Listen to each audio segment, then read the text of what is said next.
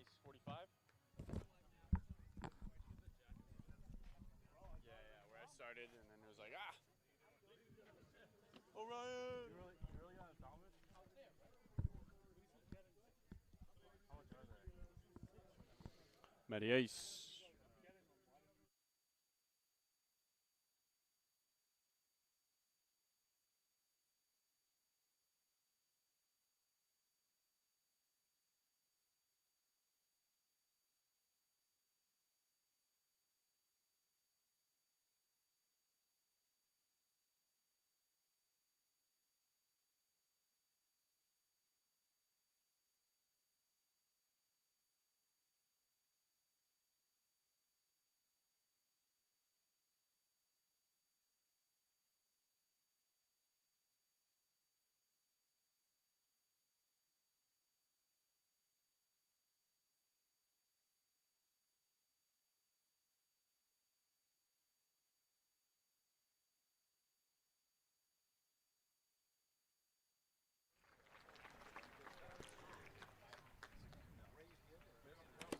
Hello and welcome to Eldridge Park for Orleans Firebirds baseball on the Birds Broadcast Network as the 7-7-2 Firebirds welcome in the 6-8-2 Falmouth Commodores for the back half of a home-and-home.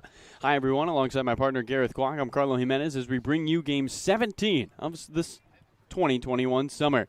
These two teams faced off just 24 hours ago as the two highest scoring teams on the Cape were held to just 6 combined hits in a 1-0 Falmouth win at Gov Fulliver Field. The bottom of the order delivered for the Commodores as Cody Colden brought home Brendan Malone with an RBI single in the 7th, which would be the only run of the game. With 15-mile-per-hour winds blowing in, everything in the air was nearly an automatic out as a couple of hard hit balls by Orleans hitters caught the wind and found the gloves of Commodore fielders.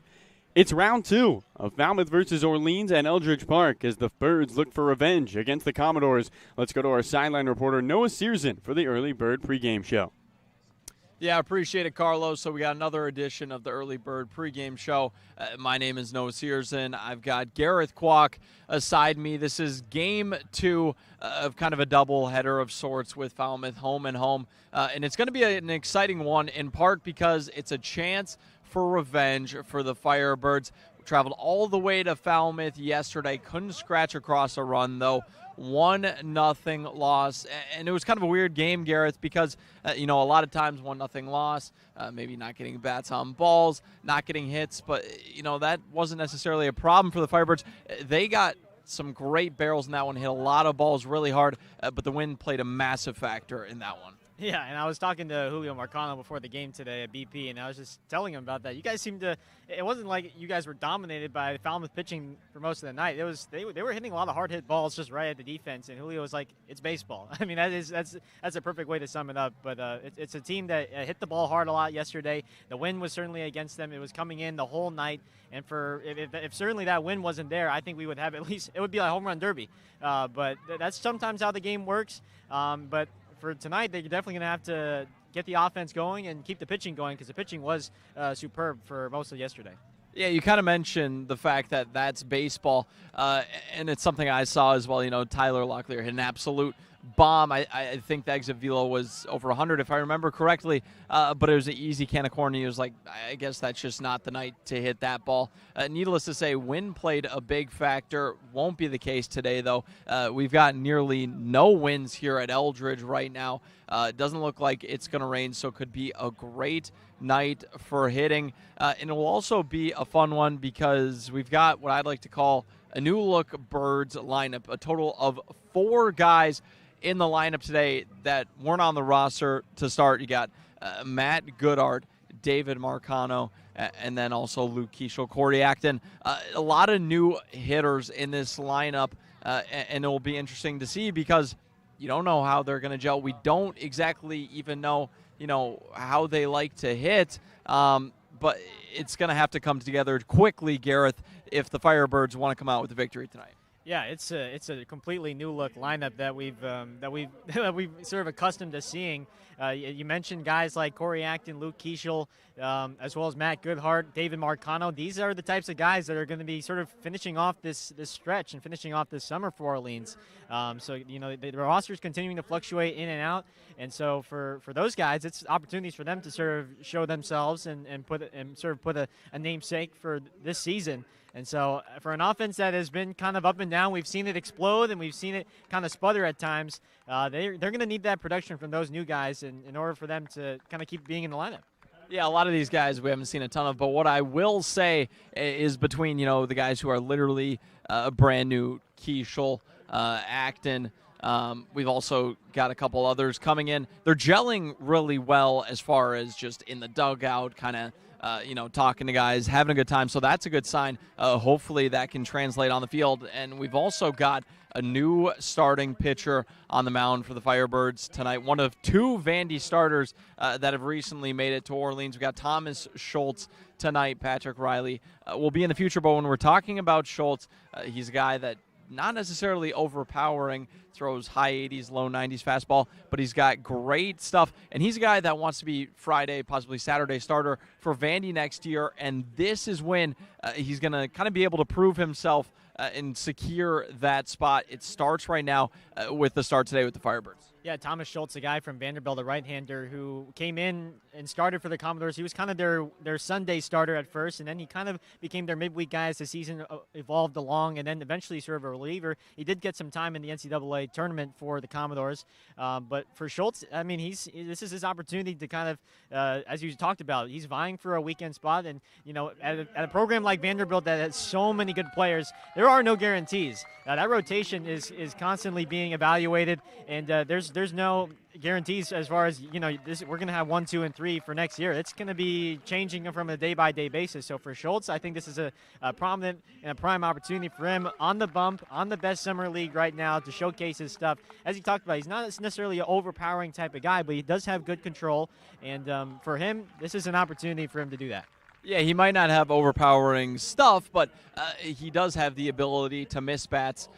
So it'll be interesting to see how that shakes out tonight. But like I said, chance for revenge against Falmouth. Firebirds haven't lost 3 games in a row all season long.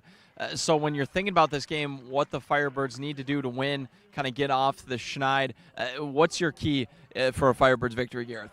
Well, I think it starts with the offense tonight, and I think that the offense that was totally stagnant yesterday, I think that will be the key for today. Get the guys top of the order, get even the bottom of the order, get some offense going.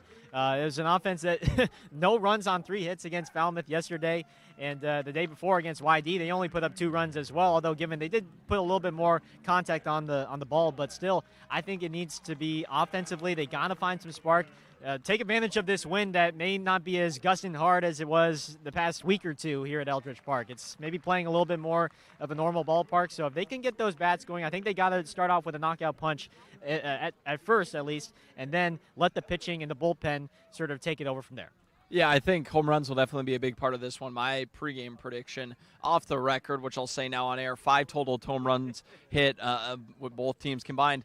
But my key to this game is you got to play angry. Almost take that loss last night personally because while, it's a showcase league and everybody's kind of here to develop their skills, the last thing you want is to get in a streak and a rut where you're losing games consistently. This is a competitive team. These guys want to win. So take last night personally. It's not very often this Cape League season that you lose against a team and get to play them the next day. So take advantage of that opportunity and get the win against Falmouth. That's what we got for Keys. Firebirds definitely set up for another great night. The weather looks like it's going to hold up, and we've got great fan show out as always. So it's setting up for a nice one, and that's all we got here on the Early Bird pregame show. So I'll send it back to you, Carlo, for Anthem, and Gareth will head over for first pitch. Going to be a fun one. Carlo, take over. Thanks so much, Noah. Really appreciate it. Now let's get set for our national anthem here at Eldridge Park.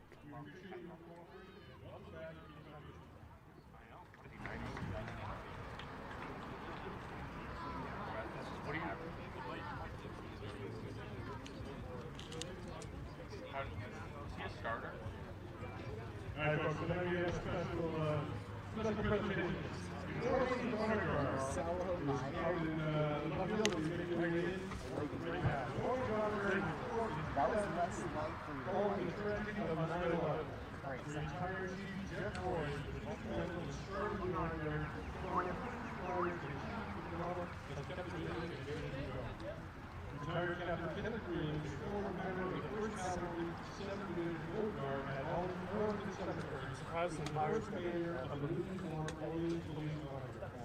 Since its inception, the only Commodore has participated in this event are past and present first performers, as well as presenting colors at the Women's Firebirds Games.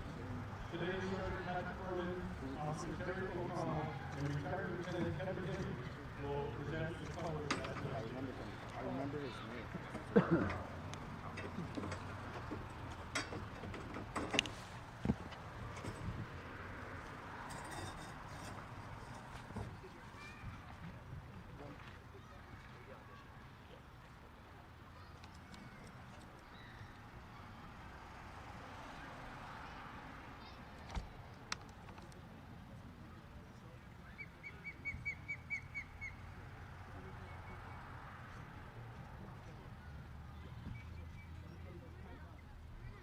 The 2021 Alumni Firebirds and the Commodores. And now, ladies and gentlemen, boys and girls, sit by and remove your caps for the singing of the national anthem. Tonight's singer is Hannah Novotny. Hannah is a law student at UMass Dartmouth, having just completed her first year. She graduated from Commodore Regional High School and Michigan State University. She was born and raised on the page and loves being active in her community, especially in Orleans. She's so happy to be here with all of us tonight, and she hopes everyone enjoys the game.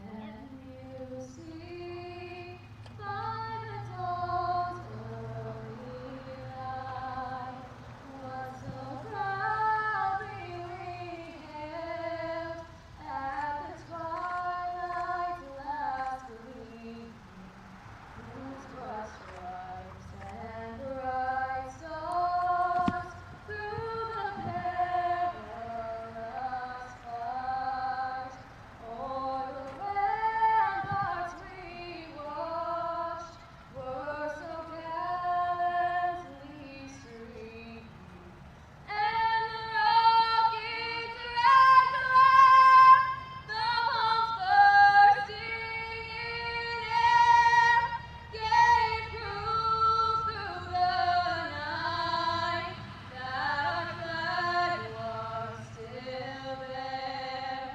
Oh, say does that star-spangled banner yet wave o'er the land of the free and the home of the brave?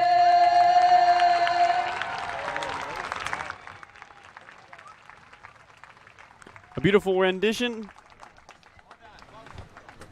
We're not done yet. Our national anthem.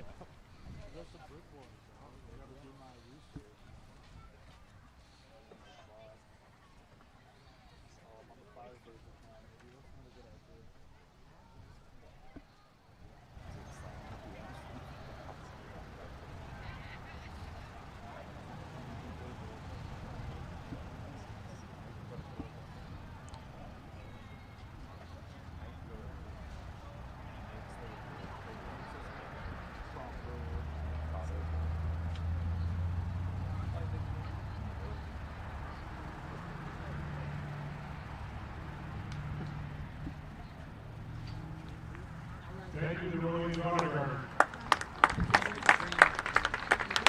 The Orleans Color Guard walks off the field, and we will get set to play baseball here at Eldridge Park. Carly Menace alongside Gareth Kwok. So glad you could join us. It's another overcast day, and the Firebirds looking to get off the losing streak and get a win today. Let's get you the lineup for the visiting Falmouth Commodores. It will start with Luke Boyers, the sophomore out of TCU, back-to-back Horned Frogs to open up the ball game for Falmouth. It will be Braden Taylor, another sophomore out of Texas Christian. The 3-hole will be Jace Borfin, the sophomore out of Arkansas, then Taylor Smith cleaning things up, the senior out of Texas A&M. Then 3 straight guys from the Pac-12, Anthony Hall, the junior out of Oregon State, Michael Curiali, the sophomore out of UCLA, and Jake Duhart, the junior out of Oregon State. Brendan Malone will be in the 7th spot, the sophomore out of Southern Carolina, and then Cody Colden, the junior out of Washington State, in the 9-hole for Falmouth. In the field for Orleans, Guillemette behind the plate, Corey Acton at third, David Marcano at shortstop, Peyton Chatinier will be at second, Tyler Locklear at first. In the outfield, a little different look today. The first time we've seen Chase DeLauder in center, Julio Marcano will be in left, and Matt Goodhart, for the first time since he first joined Orleans, will be in right field. On the mound for the Firebirds, it is Thomas Schultz, the Vanderbilt sophomore, making his first appearance of the season. Schultz at Vandy started the year as their Sunday starter and then was moved to the midweek starter. It came out of the pen a couple of times during the NCAA tournament. Nickname is the Mayor for Schultz. You're going to see a fastball that runs around 93, a slider and a changeup, and a rare curveball from the big righty. Big body on the mound, 6'6", lengthy guy. And he hails from Mount Carmel, Pennsylvania. Went to Lady of the Lords High School. And he's making his first appearance here with the Firebirds as he gets set to face Luke Boyers. A rematch of yesterday, where the Commodores won 1-0. And today, Orleans trying to win their home half of this home and home. Left-handed batter Boyers digs in. Schultz's first pitch. Off the outside. 1 ball and no strikes to Boyers. Boyers hitting 156 on the season, just 1 for 15. As the 1-0 is a strike at the top of the zone. 1 ball, 1 strike. In his last 4 games, 1 for 4 yesterday, had 1 of the 3 hits for Falmouth. 1-1. And he lays off a breaking ball. In the count, 2 balls and a strike. Not a lot of wind here at Eldridge Park. 2-1. Swing and a miss at a high fastball, 89 on the radar. In the count, 2 balls, 2 strikes. It's pretty warm. The lights are on early because of the overcast skies. But a nice night for baseball. 2-2. Misses inside. 3 balls and 2 strikes to Boyers.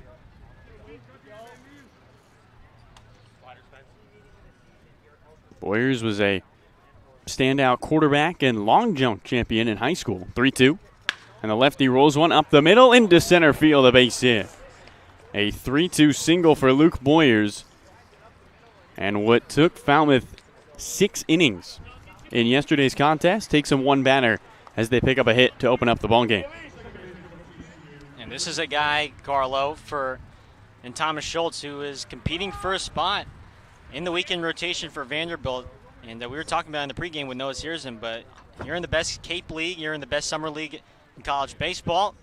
This is the opportunity to showcase what you got. You're against good competition. Back-to-back lefties. It's Braden Taylor. The pitch home misses high. The count, 1 ball, no strikes. Boyers and Taylor both at TCU. But Taylor, the more notable Horned Frog, he was Big 12 Freshman of the Year last year. Boyers leads at first, 1 out at Taylor. Downstairs.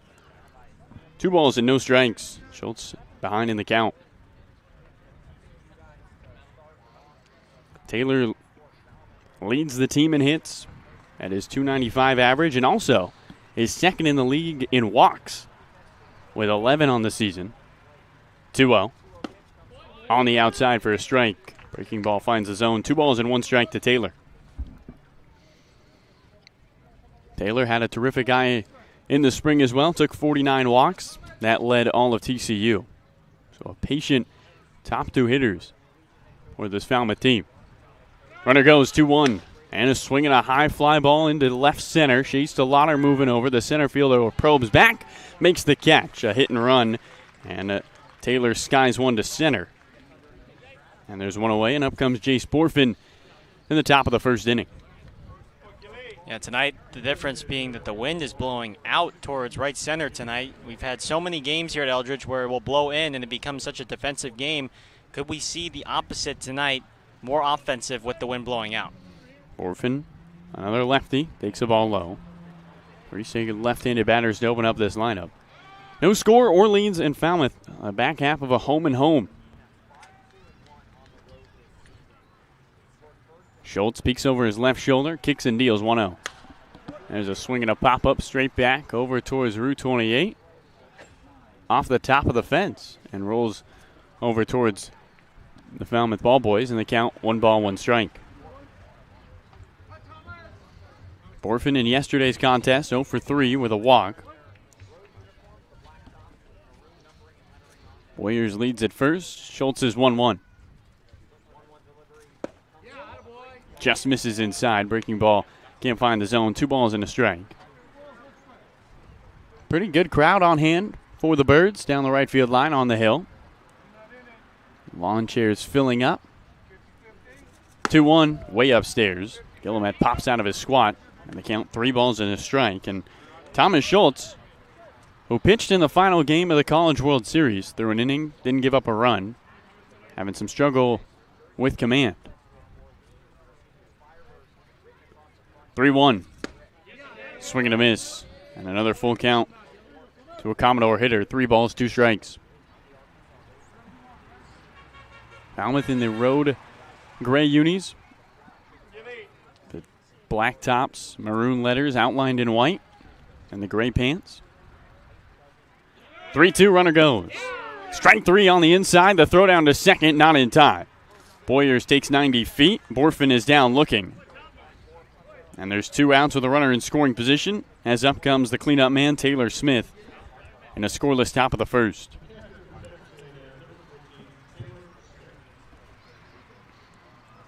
Smith, the first right-handed batter, Schultz will face. In yesterday's contest between these two teams, 6 combined hits. The top 2 offenses on the Cape played a 1-0 ball game. Schultz sets at the belt, looks home, deals. Breaking ball on the outside. And a first pitch strike for Thomas Schultz.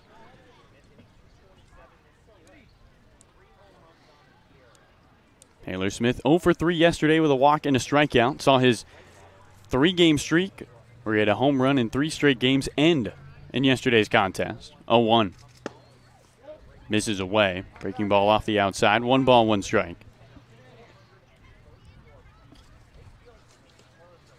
Smith was a power hitter for Texas A&M. Finished 3rd on the team in home runs. Currently has 3 on the young season. It's not really young anymore, though. 1-1. Swing and a miss. And a ball and 2 strikes. And Schultz, after giving up the leadoff single, a chance to get out of the inning with no damage. It's a good slider that Schultz has. Looks like it's going to come into a. Looks like it's going to hit a right-handed hitter, but it sweeps back into the middle of the zone. That seems to be working for him early on. At second leads Boyers after his single and stolen base. 2 outs, top of the first, scoreless game. Falmouth in Orleans. 1-2. Swing and a miss. Slider gets Smith chasing. Back-to-back strikeouts for Thomas Schultz. And his first inning of work as a Firebird is a scoreless one. 1 hit, 1 left on. We'll head to the bottom of the second. No score between Orleans and the visiting Commodores. All right, tonight's game is sponsored by Coca-Cola. Cape Cod Coca-Cola thanks you for supporting the Cape Cod Baseball League and for refreshing yourself with ice-cold Coca-Cola products. Please remember to recycle your empty bottles, cans, and all other recyclable materials. It takes only 6 recycled plastic bottles to make a new baseball cap. And tonight's broadcast and game is sponsored by Mosquito Mary's. The Cape Cod Baseball League would like to welcome our new sponsor, Mosquito Mary's, a locally owned, family-operated business that provides all-natural mosquito and tick control services.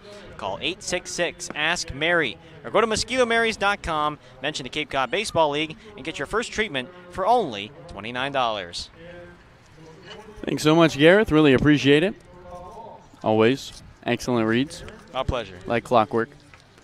Look at you the lineup for the Orleans Firebirds today. A couple of changes after the early one was tweeted out by Kelly Nicholson around 7 a.m. this morning. Peyton Chatinier will be leading things off. Behind him, Luke Kieschel. Julio Marcano, the senior out of NJIT, will be all the way up in the 3-hole. Chase DeLauder cleaning things up, the sophomore out of JMU. Tyler Locklear, the sophomore out of VCU, will be in the 5-hole. Then Matt Goodhart, who's playing right field today, the senior out of Arkansas. David Marcano in the 7-hole.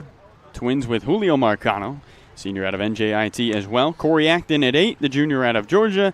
And the sophomore out of USC, the catcher Garrett Guillemette, rounds out the lineup. The defense for this Falmouth Commodores team, it will start with Jake Ducart at third. At second base will be Cody Colden, or shortstop, Cody Colden. At second base, it will be Braden Taylor, and at first, Brennan Malone. In the outfield, Anthony Hall in left, Luke Boyers in center, and at right, Michael Curiali. Behind the plate will be Taylor Smith putting down the signs. So Peyton Chatinier comes to the plate, and he will face Antoine Jean, the rising sophomore out of Alabama, making just his second start of the season. Jean pitched 2 innings against YD back on July 5th, gave up 1 run, 3 hits, and struck out 1. His first pitch to the righty misses away to Chatinier, in the count 1 ball, no strikes. What you're going to see from Jean, he's going to throw from 3/4 arm slot. Fastball mid-80s, high 80s, 86, 89. Has a curveball, slider, and a changeup. Really likes to incorporate that fastball and changeup as well as a slider. Jean's 1-0. Chatinier swings and lines one foul down the left field line. Turning on that one early, and the count 1 ball, 1 strike. Chatinier started the year as a regular weekend starter for the Crimson Tide, but was sidelined due to injuries. Made 5 weekend starts before sitting out a month. 1-1. Misses away to Chatinier, and the count 2 balls and a strike. Antoine Jean, as you might expect, French is his first language. Chatinier to lead things off. The 2-1. And he swings and cranks one up the middle into right center field, a base hit. Peyton Chatinier with his first knock. And the leadoff man aboard for the Firebirds. And Chatinier gets a pitch up right around the leathers and puts a good swing. A little topspin ground ball. A sharp topspin ground ball past the dive of the second baseman, Braden Taylor. And so this is what Orleans needed. They were so sluggish offensively yesterday against Falmouth. No runs on 3 hits, and already they got 1 in the first batter in Chatinier. Right-handed batter, Luke Kieschel looks on to face Antoine Jean, opening offering. Kieschel takes a strike at the bottom of the zone, breaking ball, and the count 0 balls and 1 strike. Kieschel 1 for 3 in yesterday's ball game. Collegiate freshman All-American, one of the best players on the University of San Francisco Dons team. 0-1, and he swings and misses a late hack. And the count quickly 0 balls and 2 strikes to him. Chatinier, after his 0 for 4 performance yesterday, picks up a leadoff single. He leads at first base. No score. Orleans and Falmouth bottom of the first inning with nobody out and a runner aboard. 0-2. Up high. Kieschel lays off the high fastball, and the count 1 ball, 2 strikes. Kieschel, a guy who's spent his whole time really trying to prove himself. Went to small high school in the Bay Area. Was undersized. Only got a couple offers. 1-2. And he swings and taps one foul. Pops out of the glove of Smith. And he'll have another shot at a 1-2 pitch. One of the first guys I think Gareth will see this summer who was playing summer ball somewhere else and then got a call from Kelly Nicholson and said, hey, we need you here on the Cape. Yeah, he's a guy that he was playing in the Cal Ripken League in Virginia with the Gaithersburg Giants. And then got a call from his coach at USF and said, they got a spot at the Cape, you need to go. 1-2. And a foul onto the hill for a souvenir. The count remains at a ball and 2 strikes. He just looks like a California kid, doesn't he, Carlo? He's got the hair. He's from near the Santa Cruz area in Aptos. Him and Connor Cox can point out those are California kids the minute you see him. 1-2. And he swings and rolls one on the ground to short. Cody Colden, the shortstop, charges. There's across his body to first in time. On to second goes Chatinier. Not an unproductive out for Luke Keischel. And up comes Julio Marcano with a runner in scoring position and one out in the bottom of the first. Yeah, this Falmouth defense getting their first taste of this slow infield grass. Colden, the recipient there, the shortstop, slowly hit ground ball from Keischel, and that grass, it's just going to eat it up.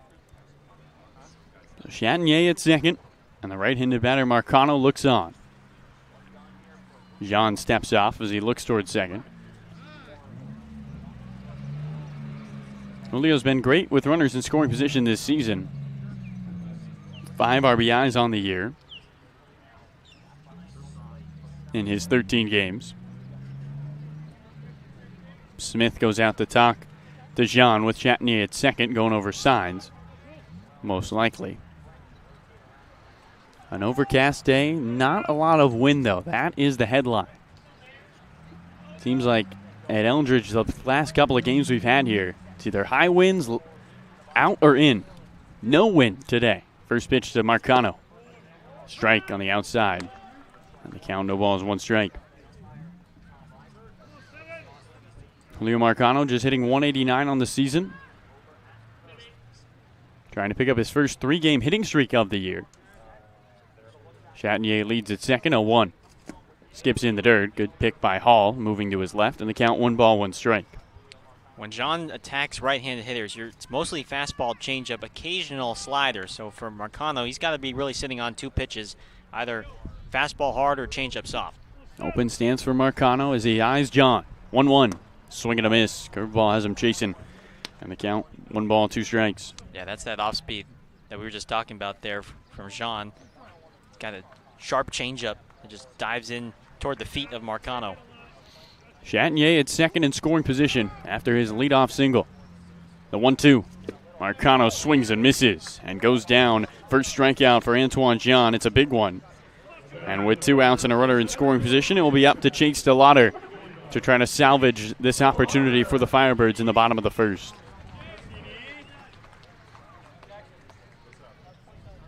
DeLauder, a victim of the wind yesterday, Gareth. As the left-handed batter eyes Antoine Jean. First pitch home. And he swings and lines one right at the shortstop, Cody Colden, who stabs it moving to his right, and that will do it. Chase DeLauder, another hard-hit baseball right at a Falmouth Commodore. We will head to the top of the second inning. No score. A runner in scoring position, but the Firebirds can't bring home Peyton Chatinier. Scoreless through an inning here at Eldridge Park.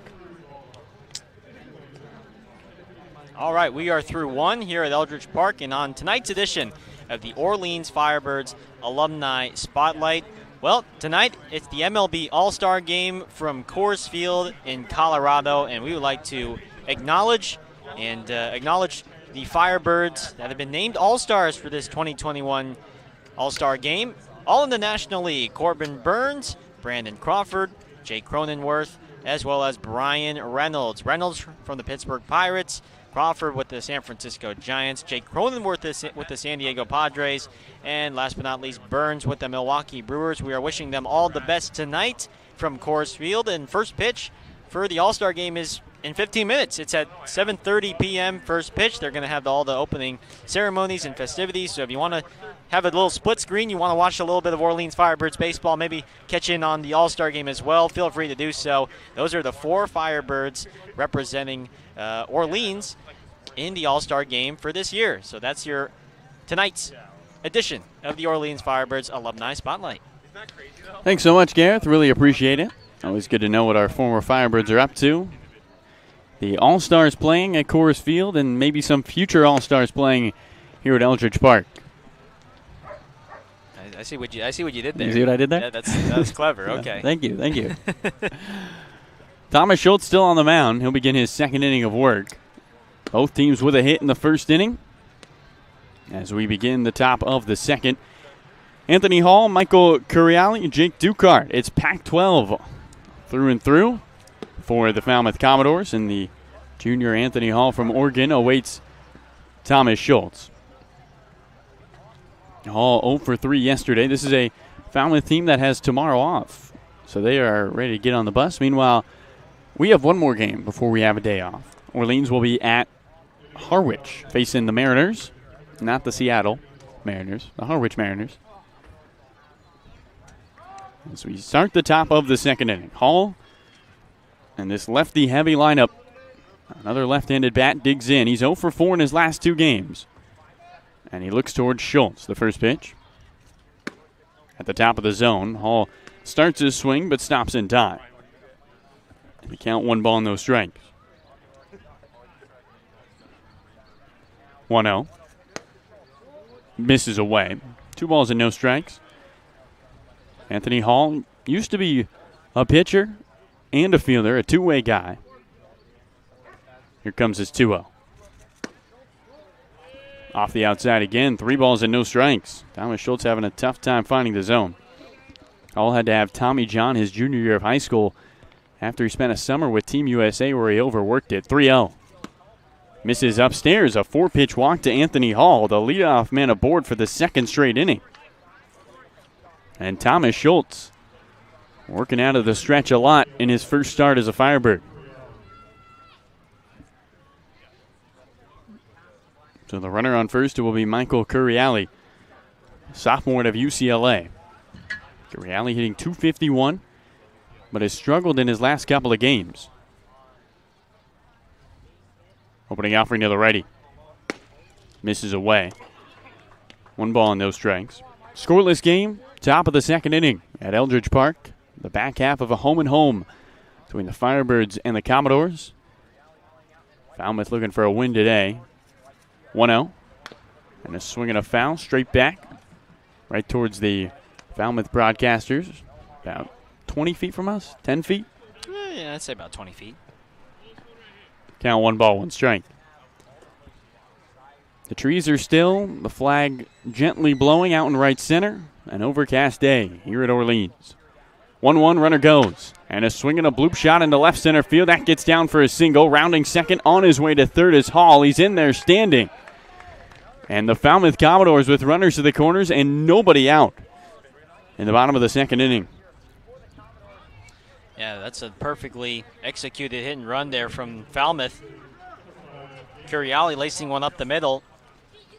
And Hall, who was running on that pitch, that's an easy first to third for him. So now Thomas Schultz has to try and limit the damage here, perhaps get the ground ball. Orleans, they'll take the 2 outs for 1 run here this early. Schultz looks in against the lefty Jake Ducart. First pitch is fouled back. Jake Ducart 0 for his last 15.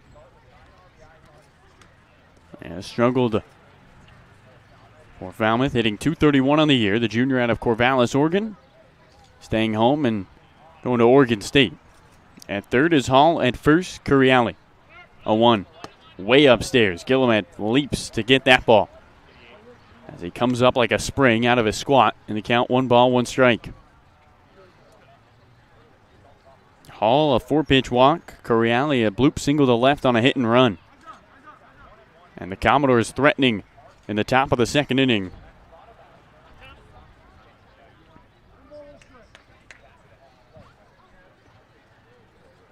It's all 6'6" Schultz in that all-white uniform on the mound.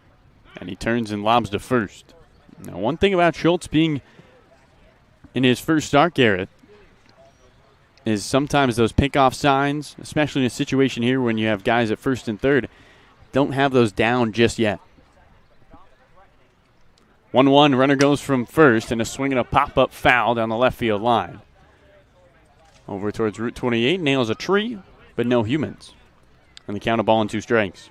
Yeah, I think for new pitchers that are coming in like Schultz and then a new middle infield too. David Marcano getting more reps at shortstop, Luke Keishel getting more reps at shortstop, and they're learning the signs and the looks over at second.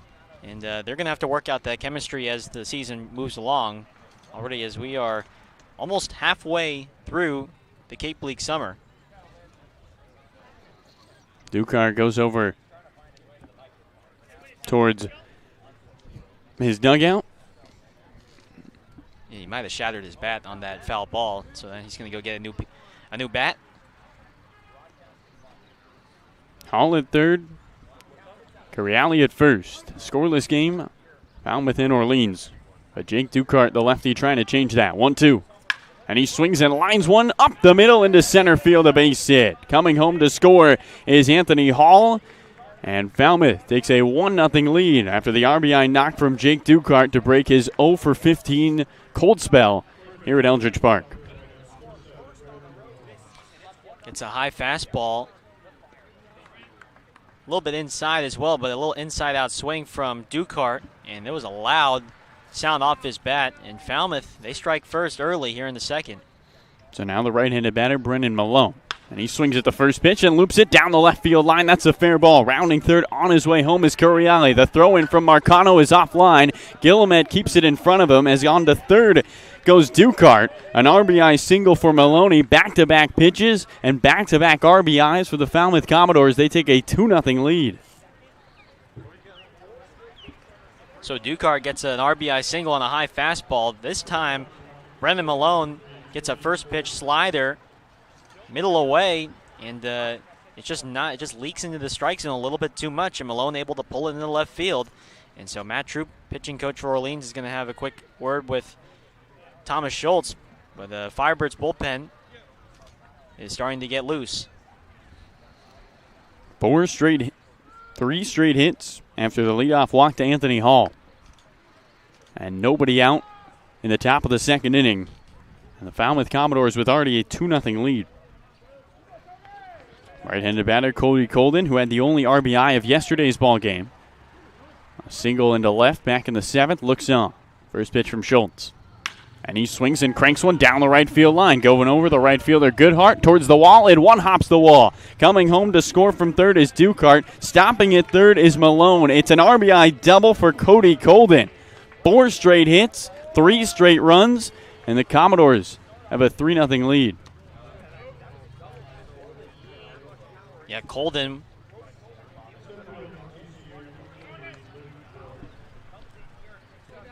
slicing one down the right field line. And they are taking advantage of the first pitch from Schultz. Back-to-back hits coming on the first pitch against Thomas Schultz. So in stands the leadoff lefty, Luke Boyers, with 2 in scoring position. Schultz's first pitch and a swing and a miss. And the count, no balls and 1 strike to Boyers.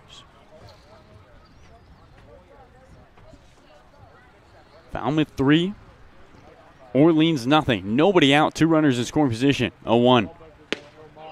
Strike at the top of the zone. No balls and 2 strikes. Schultz making the adjustment. Had some time off after the final game of the College World Series against Mississippi State. 0-2 is low. And the count, 1 ball, 2 strikes. Got a walk to Hall. And then Ducart, Malone, and Colden all sink RBIs, Gareth, on the first pitch of the at-bat. 1-2. Swing and a miss. Strikeout for Boyers. First out of the inning for Schultz. As he starts to settle down, and up comes Braden Taylor with 2 on and 1 out. Third strikeout of the ballgame for Thomas Schultz. Yeah, there's a strikeout situation. Runners on second and third. And I'd be interested, Kelly Nicholson not bringing the infield in here with second and third, 1 out. So he'll give up the run for the out here. First pitch to Taylor. Takes a breaking ball for a strike. Count, no balls and 1 strike. Top of the second inning, 1 out. Malone at third, Colden at second. And 1 out for Schultz. Schultz is a starter at Vanderbilt, a 4.03 ERA in his 9 appearances. 0-1. Misses downstairs, 1 ball, 1 strike. Jack Philby getting loose for Orleans. Right-hander out of UCLA. He's the only guy right now getting loose in the bullpen for the Firebirds. 1 ball, 1 strike, the count to Taylor. Schultz's pitch. Check swing, doesn't matter. That's a strike at the bottom of the zone. And the count, 1 ball and 2 strikes to the lefty out of TCU. Taylor flew out to center his last time up. A well-struck ball off the bat, but towards deep center field. 1-2. Skips in the dirt, gets away from Guillemette as it pops over towards the Firebirds dugout. Walking home is Brennan Malone. That's 4 runs in the second. On to third goes Colden on the wild pitch. And it is 4-0 Falmouth here at Eldridge Park. And now Kelly Nicholson ordering his infield to bring it in. They're going to try and cut off this run here at third if there's a hard hit ball at any of these infielders. 2-2 to Taylor.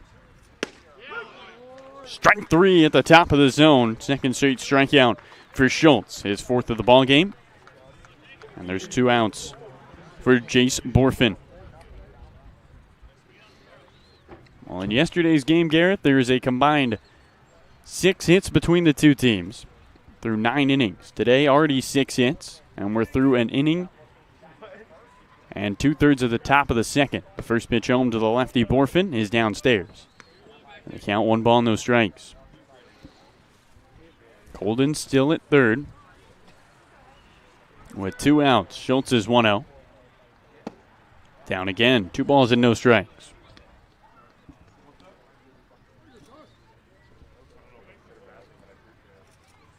Falmouth Commodores jumping out to a 4-0 lead in the top of the second inning. 2-0. And a swing and a 1 chopper over towards the dugout of Orleans. 2 balls and a strike. Back half of a home and home. Commodores getting their first home win of the season yesterday against Orleans. A 1-0 win at Gov Fuller Field. 2-1. Breaking ball upstairs. 3 balls and a strike to the lefty Jace Borfin. And they're going to just intentionally walk Borfin here with Schultz behind in the count, which I was just about to mention, Carlo. Maybe just pitch away from him, let him take first, given how dangerous he's been so far this summer. So now you get a little bit more of a favorable matchup, righty on righty against Smith of Falmouth. Taylor Smith struck out swinging to end the first inning his last time up. Falmouth has batted around in the top of the second inning as they have taken a 4-0 lead. Started the inning with their first 5 guys reaching.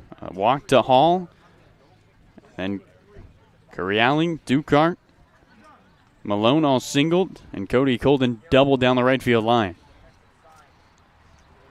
Borfin, who does have good speed at first. Interesting to see if Falmouth, will they do a little first and third action to try and bring this run home from third. Schultz looks at first, peeks over the shoulder, first pitch home, swing and a miss. And the count, no balls and 1 strike to Taylor Smith. It'd be something that Falmouth would almost take out of Orleans' playbook here with first and third, trying to get the guy at first hung up in a rundown and allow the guy at third to come in and score. The 0-1, runner goes. Swing and a miss, and Guillemette doesn't throw. No balls and 2 strikes. Jace Borfin will take his free stolen base, his 5th of the season. And now 2 in scoring position with 2 outs and an 0-2 count on Taylor Smith in the top of the second inning.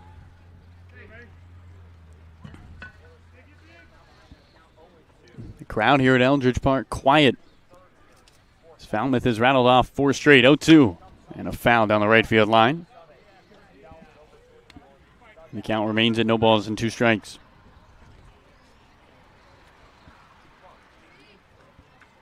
Well, the Firebirds offense is going to have to come alive today. Held scoreless yesterday for the 2nd time this season. First one was a 0-0 tie on a back end of a back-to-back with YD. 0-2. Strike 3 on the outside. Down goes Smith. Thomas Schultz strikes out the side, but not before giving up 4 hits and 4 runs. As 2 are left on, we will head to the bottom of the second inning. Commodores lead 4-0 over Orleans.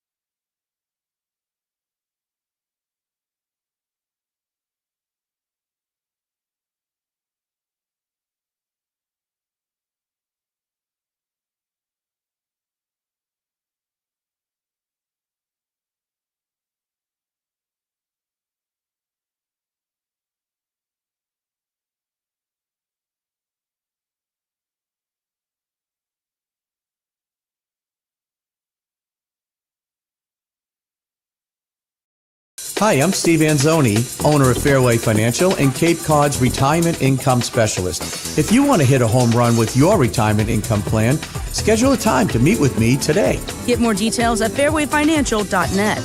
That's fairwayfinancial.net.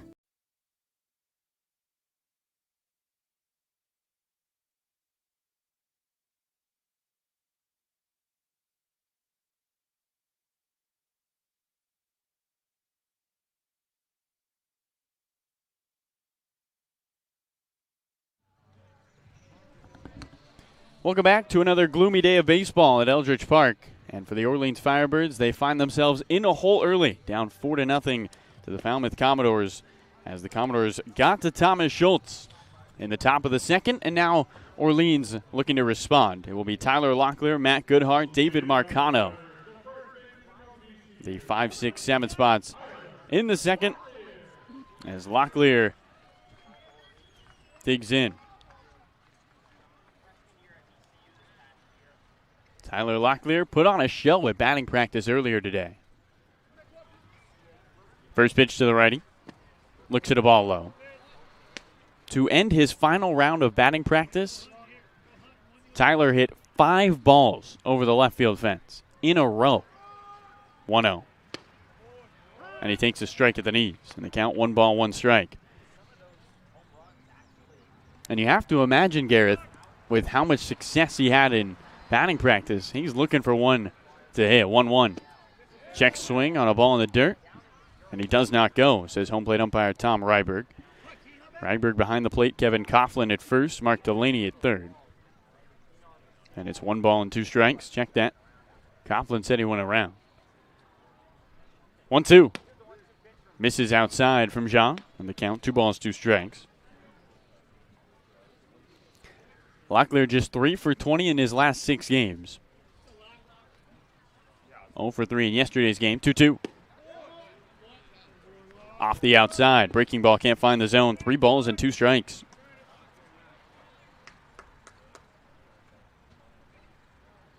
Nobody out. Base is empty. Falmouth 4, Orleans nothing.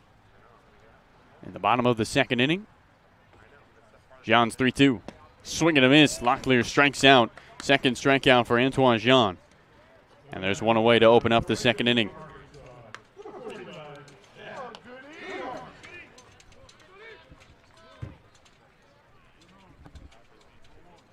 So up comes the left-handed batter, Matt Goodhart, with the bases empty and 1 out.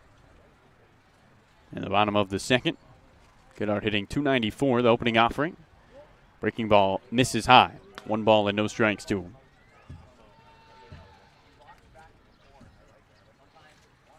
Goodhart leads the team in walks with 9, 1-0. And he chops one foul. Almost caught by Garrett Guillemette with the bare hand. Pops out of his hand as he pops out of the dugout. And the count 1 ball, 1 strike. Jean kicks 1-1. Goodhart swings and drives one into right field. Moving over, the right fielder, Curiali, he can't get there. It rolls all the way to the wall. Goodhart around first. He stops at second with a stand-up double. And a 1-out extra base hit for Matt Goodhart as Orleans in business here in the second.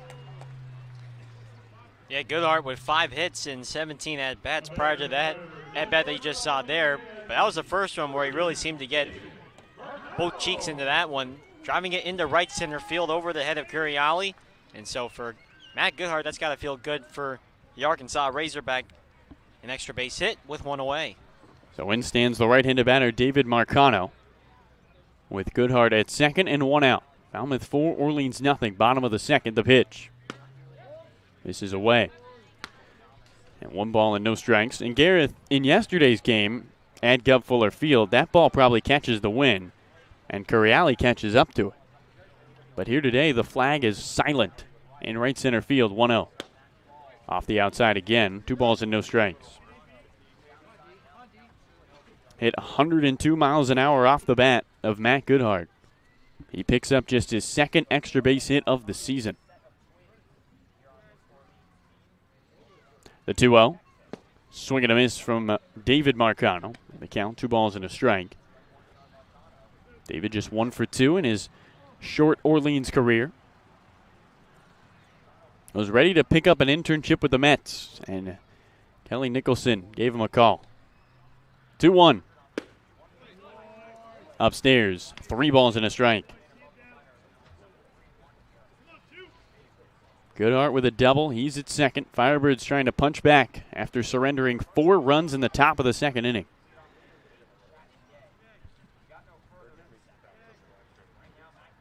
(3-1). Off the outside, a walk to David Marcano. And there's 2 on with 1 out for the 8-hole hitter, Corey Acton. And can the bottom of the lineup produce for Orleans in the bottom of the second? Acton in just his second game in those HDMH uniforms for Orleans. Was wearing a Mariner uni to begin the season. And a change of scene, and he's trying to pick up his first hit of the summer on the Cape, the pitch. And the lefty takes a strike away. And the count, no balls and 1 strike to him. It's a little foggy here today, Garrett. I was just about to say, it's gotten much foggier so far as the night has gone. 0-1. In the dirt, good block by Smith to his right. And the count, 1 ball, 1 strike. We haven't seen a ton of so far this season, but it's becoming one of those very cloudy, it's already overcast, cloudy day, and now some fog beginning to roll in through Eldridge. Well, the overcast is nothing new, but the fog feels like we're at Veterans Field a little bit. Or Hyannis. Here comes a 1-1. And is swinging a ball tapped foul as it pops out of the glove of Smith, the catcher. And the count, a ball and 2 strikes to Corey Acton.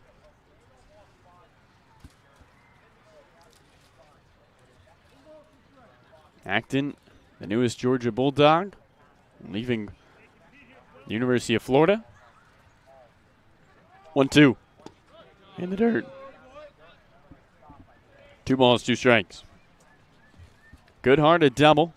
He's at second. David Marcano a walk. He's at first. Falmouth 4, Orleans nothing. Bottom of the second inning at Eldridge Park, and the Firebirds looking to get on the board, something they were unable to do yesterday. 2-2, and a swing and a slow roller down the first base line. Jean picks it up. The pitcher's going to step on first by himself. Both runners move up 90 feet, and there's 2 outs with 2 in scoring position for Gary Guillemette. It's a nice play by the pitcher, Jean, and he's a left-handed pitcher, so when he finishes throwing the pitch, he's coming off the third base side on a ball that was tapped up along the first base side, and he scooped it up, and he he busted it up to first. He was quick. He's got a good speed there, and he was able to make the unassisted putout. So the right-handed batter, Guillemette, looks on with Goodhart 90 feet away, and David Marcano 180. The pitch takes a strike at the top of the zone. And the count, no balls and 1 strike.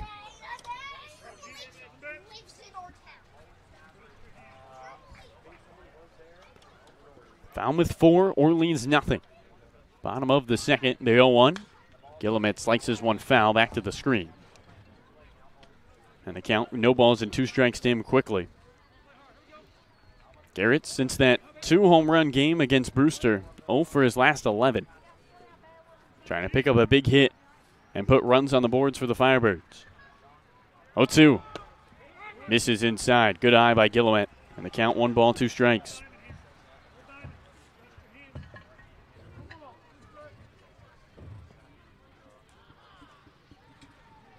Firebirds surrendered 4. Can they slice into the lead? The 1-2. In the dirt. Good block by Smith. He kept that ball in front of him. Watched it bounce and hit the top of his chest protector. And it's 2 balls and 2 strikes. An overcast day. A foggy day here at Eldridge Park. Gary Guillemette trying to give this Orleans crowd something to cheer about. Bottom of the second. 2 balls and 2 strikes. 2 on and 2 out. Deuce is wild for Gary Guillemette. The 2-2. Swinging a line drive, foul down the left field line. Almost got Matt Goodhart as he was taking a secondary lead. And another 2-2 pitch upcoming.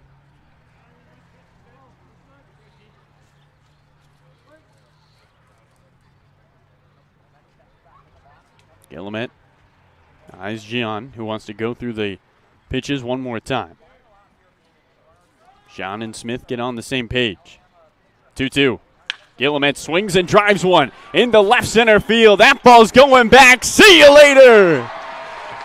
Garrett Guillemette with a 3-run blast.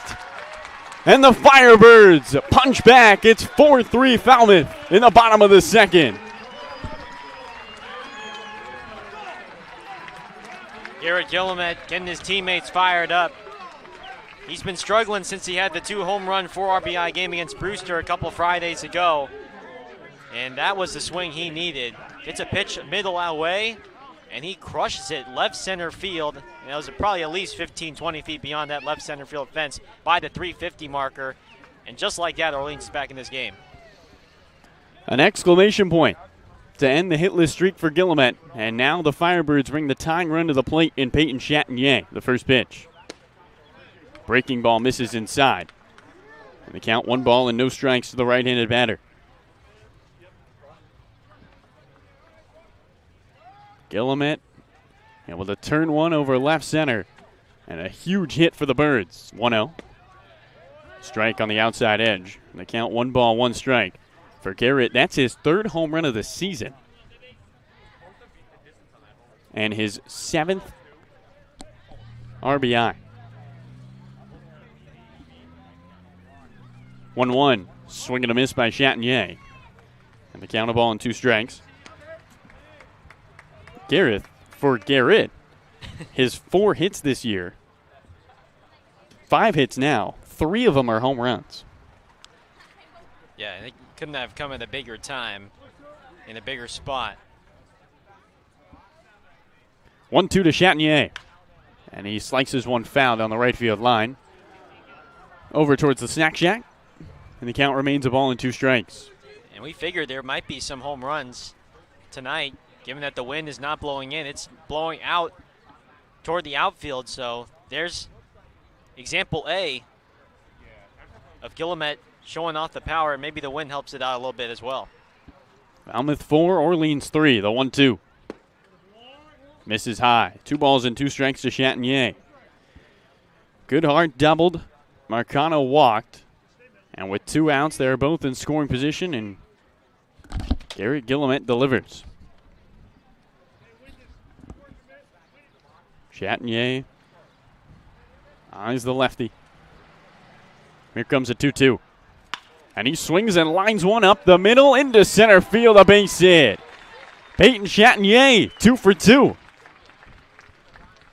And the Firebirds aren't done yet. Up comes Luke Kieshel with 1 on and 2 gone. Yeah, Peyton gets a pitch up in the zone and does a nice job to kind of just fight that off and cue it right back up the middle where it came from. And now looks like pitching coach Mike Landry is going to have a conversation with Antoine Jean as the Falmouth bullpen looks to is starting to get busy now.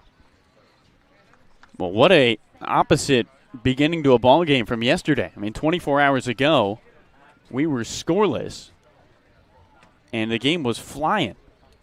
6 combined hits. We have 7 combined runs, and we're not through 2 innings. Eldridge Park, without those strong winds in, a little more of a hitter's park as long as you don't hit it to center, where it's 434. And Antoine Jean on the bad end of what has been an Orleans team that continues to do it with the big fly. Firebirds now lead the Cape Cod Baseball League in home runs with 18 on the season. Chatinier's the tying run. He's at first. Luke Kieshel's the go-ahead. He's at the plate. 2 outs. Bottom of the second inning. Falmouth 4, Orleans 3. Opening offering. Misses away.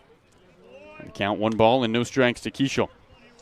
Our analytics guy, Jackson Thomas, giving us the exit velocity and distance on Guillemette's home run. 99 miles an hour exit velo, 402-foot home run. The 1-0. Chatinier runs. Ball is a strike on the outside. The throw-in's on a hop. And in time. Peyton Chatinier caught stealing, and that will do it for the second inning, but not before the Firebirds bring home 3 runs on a 3-run home run by the sophomore out of USC, Garrett Gillimet. Let's go to our sideline reporter, Noah Searson, who's got a brand new Firebird with him. Noah, take it away. Appreciate it, Carlo. So I'm in the stands right now, but like you said, I'm sitting next to a future Firebird. Vanderbilt catcher and outfielder Jack Bolger just arrived, so of course had to make a stop at the game today. Before we kind of get into your time as a Firebird, or what is going to be your time as a Firebird, you're on Vanderbilt, made a very late run in the College World Series. I know it didn't end how you guys wanted to, but what was that run like, and getting to play all the way till the final day in Omaha? I mean, it was amazing. There's not much more you could ask out of a freshman season. The team was so close, and we bonded so much throughout the season, and we were just so together. And it sucks we didn't get win the final game of the season. But I mean, what more can you ask for other than getting all the way there, getting that experience, and just spending that with some of my closest friends? I mean, it was amazing. Well, and next year certainly we'll have another great shot at it, returning a lot of guys. A lot of those guys will be playing out here in the Cape Cod Baseball League. So, when you're thinking about how exciting it is to be out here, what's it going to be like getting to take the field in almost every game you'll be playing against somebody who's on your college ball team? Definitely a little friendly rivalry. I mean, I know Schultz and Pat are here now, but being able to play against Spencer and Dom is eventually going to get up here. And just like you said, almost every single team's going to have at least one of my teammates on there. It's just going to be fun. A little bragging rights going into next year's locker room, and kind of see who gets the most hits, and see who edges each other out at the end of the day. Should be fun. Exactly. Need those bragging rights, especially when we're talking about, fall practices, winter practices. It'll definitely go a long way. For Firebirds fans that may not be uber familiar with you or your play, what can they expect? I know you played a lot of outfield this year at Vandy, but hoping to get behind the dish as well. And I know you're a phenomenal hitter, and that 300 signing out in left field got to be looking juicy.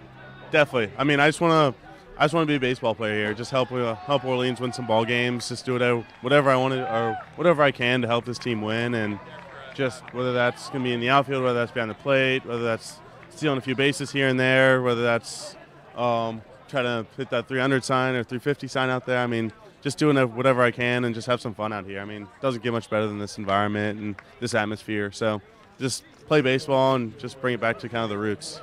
Well, we're definitely excited to have you here, Jack. I'll let you enjoy the rest of this game as a fan, and we'll look forward to having you on the roster starting tomorrow, getting to watch you play. That's what I got for now, guys, but I'll send it back to you guys in the booth. Thanks so much, Noah. While Noah was talking to Jack, Anthony Hall, a solo shot to left center as he makes it a 5-3 Falmouth advantage. Now the righty Michael Curielli looks at a strike on the inside, and the count 1-1 Fog thickening here at Eldridge Park. 1-1. And a slicing foul ball down the right field line. Count a ball and 2 strikes. Little bit of a miss. Very light, though. And Thomas Schultz beginning his 3rd inning of work. Giving up now 5 runs in his first appearance as a Firebird. 1-2. And another foul ball onto the hill. The count remains a ball and 2 strikes. So already we're in the 3rd inning, and we already have a couple of home runs. I think the wind is really the biggest factor here at Eldridge in determining whether it's going to be a home run derby or not. 1-2. Misses away. Breaking ball off the outside. 2 balls and 2 strikes to Curielli. Michael at UCLA was a guy who played all over the place. As the 3-2-2, and he swings and misses. Ball is in the dirt. Gillimet scoops it up and throws down to first. And there's one away. 6th strikeout for Thomas Schultz. Good job, Gareth.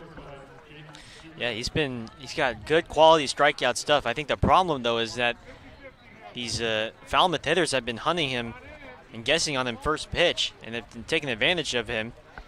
So that's been the one issue for him today. Lefty Jake Dukart looks at a strike go by him on the outside. The count, no balls and 1 strike. Base is empty, 1 out Falmouth adds another run on the solo shot by Anthony Hall. 0-1, and here's a swing and a fly ball into center. Chase DeLauder sprinting back on a dead sprint, makes the belt tie catch. Dukart hits a home run in every park but Eldridge, and there's 2 away in the top of the third. Unfamiliar territory for Chase DeLauder out in center field. Getting his first start out in center, and it's completely different than playing out in the short right field here at Eldridge Park. You have so much more ground to cover out in center field, and he got his first taste of it, going dead sprint, backpedaling, but making a fine catch. Right-handed batter Brendan Malone takes a strike on the outside. Count no balls and 1 strike to him. Falmouth 5, Orleans 3. Top of the third, 0-1. And a ball rolled down the right field line. Their first baseman Locklear can't handle it cleanly, picks it up with a bare hand, flips to the covering Schultz, and that will do it. Locklear makes it a little more exciting than it should be, and we'll head to the bottom of the third inning. 1 hit, it's a home run by Anthony Hall as he knocks one over the left field wall and makes it a 5-3 Falmouth lead. We'll head to the bottom of the third here at Eldridge.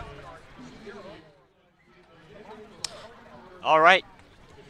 As we head to the bottom of the third, time for our Around the Cape League score update, our first update today. Final from Stony Brook Field between YD and Brewster. The Red Sox winning 5-4 in 8 innings. YD takes the win over Brewster, 5-4 from Brewster. From McKeon Park in Hyannis, the Harbor Hawks are leading 1-0 over the Bourne Braves, the best team on the Cape. They are in the top of the 8th inning right now. Harbor Hawks leading 1-0 over Bourne. From McKeon Park, they're in the top of the 8th. From White House Field in Harwich, Cotuit leads 2-1 over the Mariners. They're in the top of the 5th. So Cotuit with a 1-run lead against Harwich, at Harwich. And that is the only other 3 games being played right now today here on the Cape. Chatham and Wareham with the days off, so just only 4 games total on this Tuesday. Is David going to take down Goliath? Yeah, is Hyannis going to pull off the upset? I mean, if there's a win, if there's a game to get you back on track and maybe get the ball rolling, the bowling ball going for Hyannis, I think Bourne would certainly be the opponent to do so. So we'll have another score update for you later on in this ball game, and we'll see if they close it out. To the bottom of the third inning we go. It is Falmouth 5, Orleans 3. The back half of a home-and-home. These 2 teams played a 1-0 ball game that went just 2 hours and 8 minutes 24 hours ago. Today we are not through 3 innings. We have already played nearly an hour of baseball. And it's the bottom of the third. The first pitch to the righty, Keischel. He swings and drives one into right center field. Going back to right fielder, Curiali. He reaches up and makes the catch onto the warning track. A hard hit ball by Keischel, but it's an out. And up comes Julio Marcano with the bases empty and 1 away in the bottom of the third.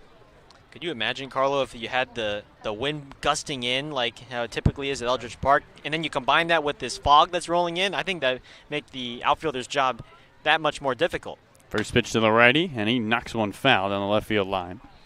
The count, no balls and 1 strike to Marcano.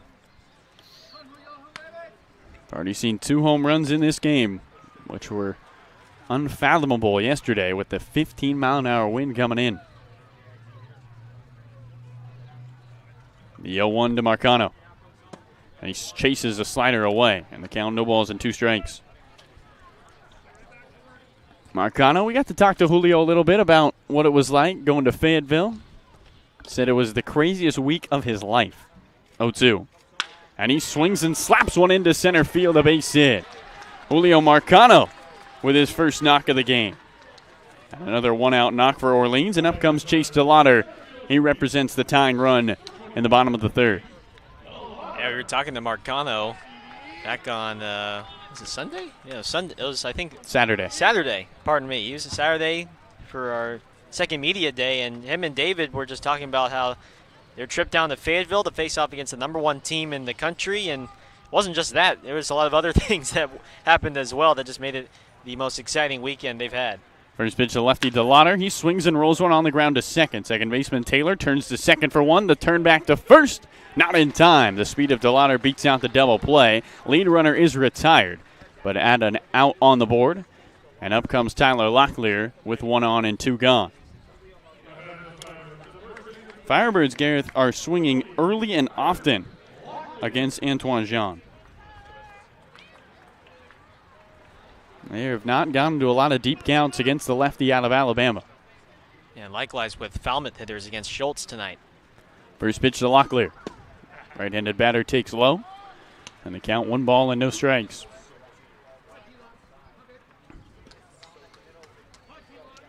Locklear currently in a slump trying to get out of it. Looked great in BP. 1-0.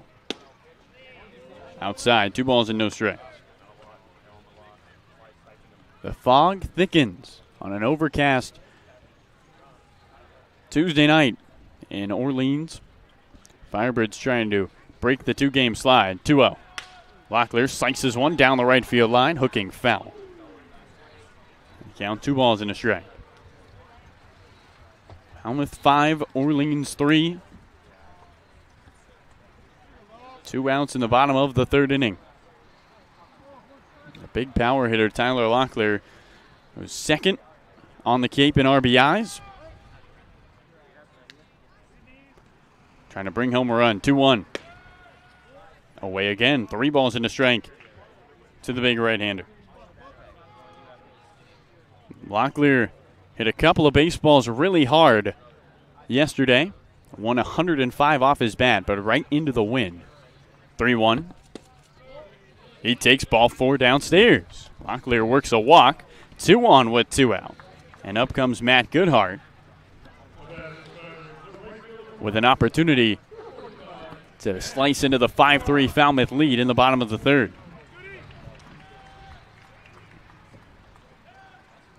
Goodhart doubled and scored. Back in the 2nd inning.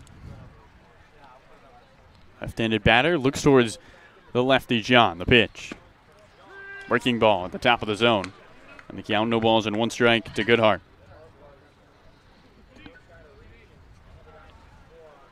DeLauder with good speed at 2nd. Locklear with a 5-step lead at 1st with 2 outs. Firebirds trailing 2. 0-1. Low, 1 ball, 1 strike. Antoine Jean's first outing with this Falmouth team. He only went 2 innings. So already extending his arm a little bit after facing 6 in the 2nd. And now this is 5th batter of the 3rd. Back to 2nd goes DeLauder. Jean looks that way. Levi Wells, a right-hander out of Texas Tech, is getting loose for Falmouth right now in the left field bullpen. Goodhart leans back, the bat bouncing off his shoulder. 1-1. Swing and a miss. On a breaking ball that runs inside on him, and they count 1 ball and 2 strikes. I got to tell you, Carlo, this fog has really gotten worse, I think, over the last inning and a half. It is getting quite, the visibility has certainly gotten worse.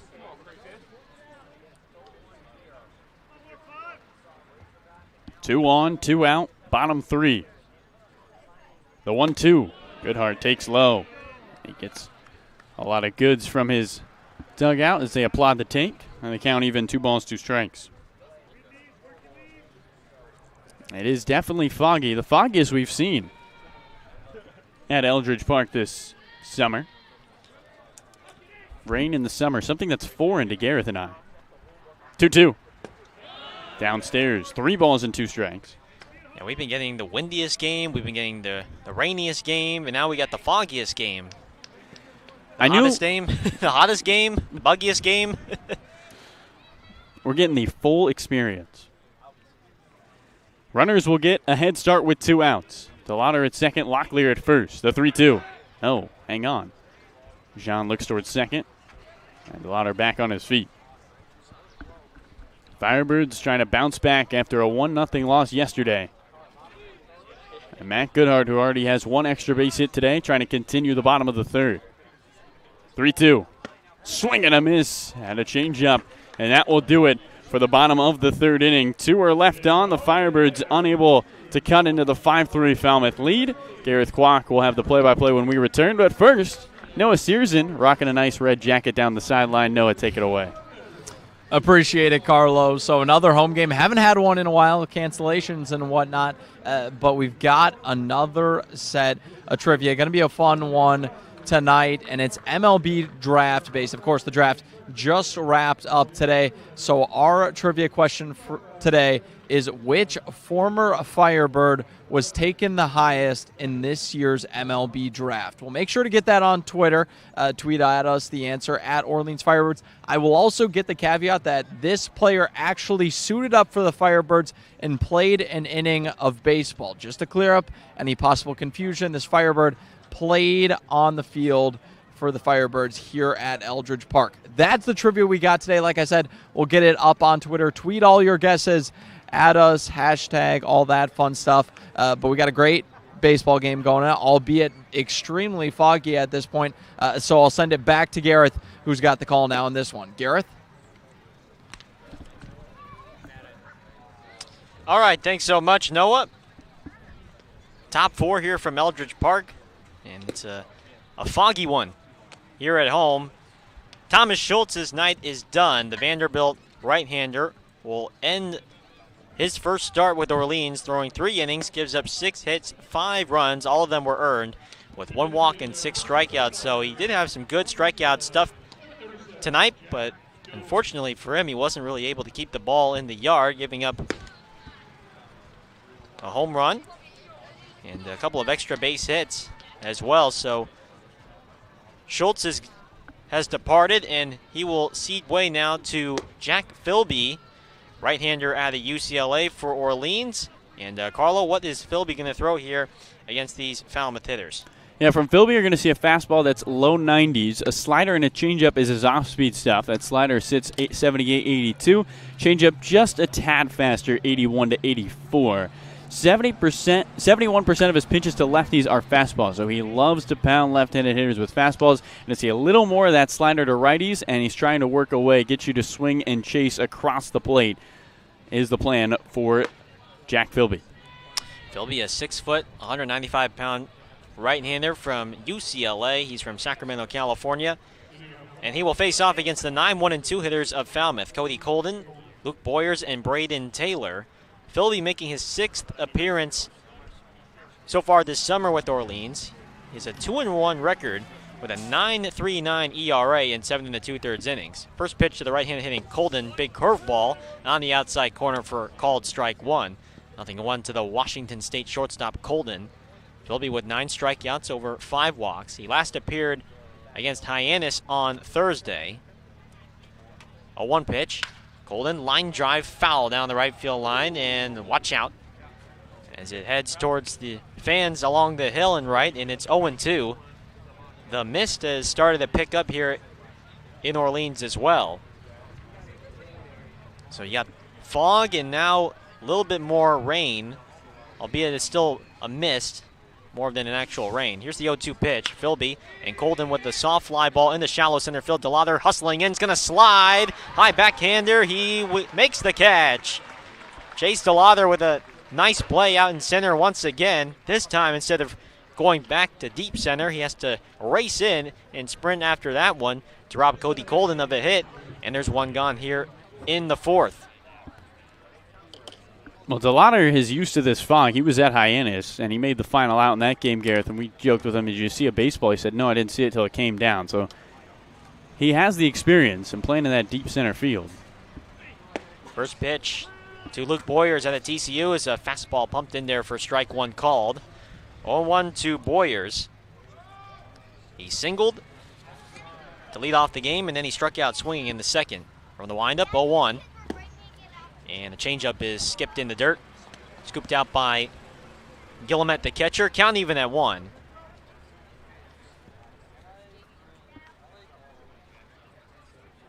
Jack Philby from the wind, 1-1. Ground ball up the middle. Chanier fields it off to his left. Throws on the run in time for out number 2. A nice play by Peyton Chanier, the second baseman from Ole Miss. And there's 2 down here in the top of the 4th.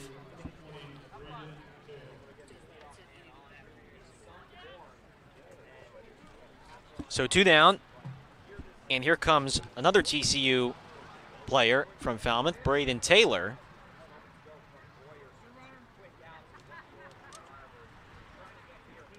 Taylor, left-handed hitter, first pitch, popped up, Along the left field line, headed for Route 28. Out of play. And it's 0-1 to Taylor, who's 0 for 2 tonight. He flew out to center back in the first inning, and then he struck out looking in the second against Thomas Schultz. A 1 delivery is high and outside. Count even at 1. Jack Philby, who was a two-way player for UCLA, he spent more time as a position player than on the mound, oddly enough. 1-1 pitch. Fastball just below the knees for ball 2. 2-1.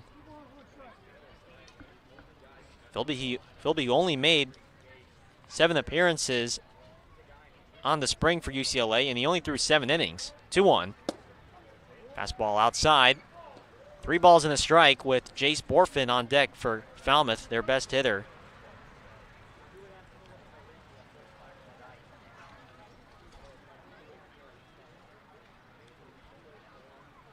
From the line, 3-1 to Taylor. And a high fly ball hit well into right. Going back is Goodhart, still going back. He's at the track, at the wall, and it's gone. It just kept carrying and carrying.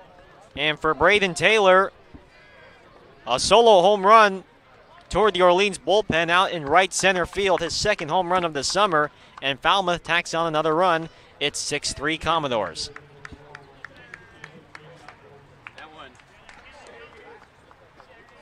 That one just got out, Garrett. 338 and only 87 miles per hour off the bat.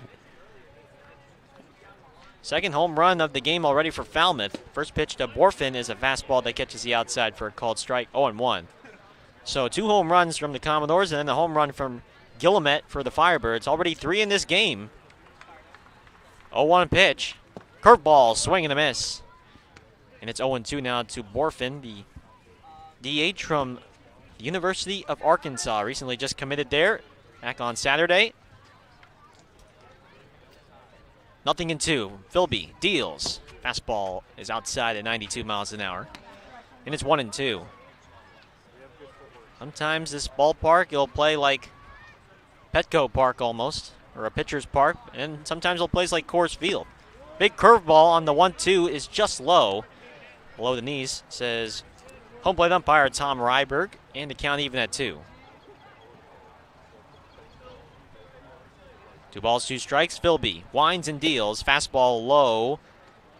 An easy take for Borfin, and the count runs full 3-2 with Taylor Smith on deck for Falmouth. Commodores lead 6-3. We're in the top of the 4th. 3-2 pitch. Borfin off the end of the bat into left center field.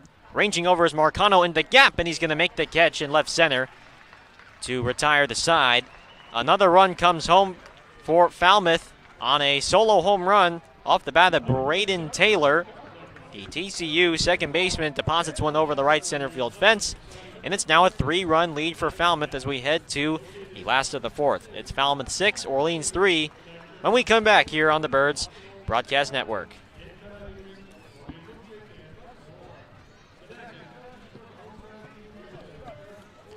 Your Orleans Firebirds would like to thank Franklin Sports for their sponsorship of the Cape Cod Baseball League. Franklin is yet again proud to be the official batting glove of the Cape Cod Baseball League.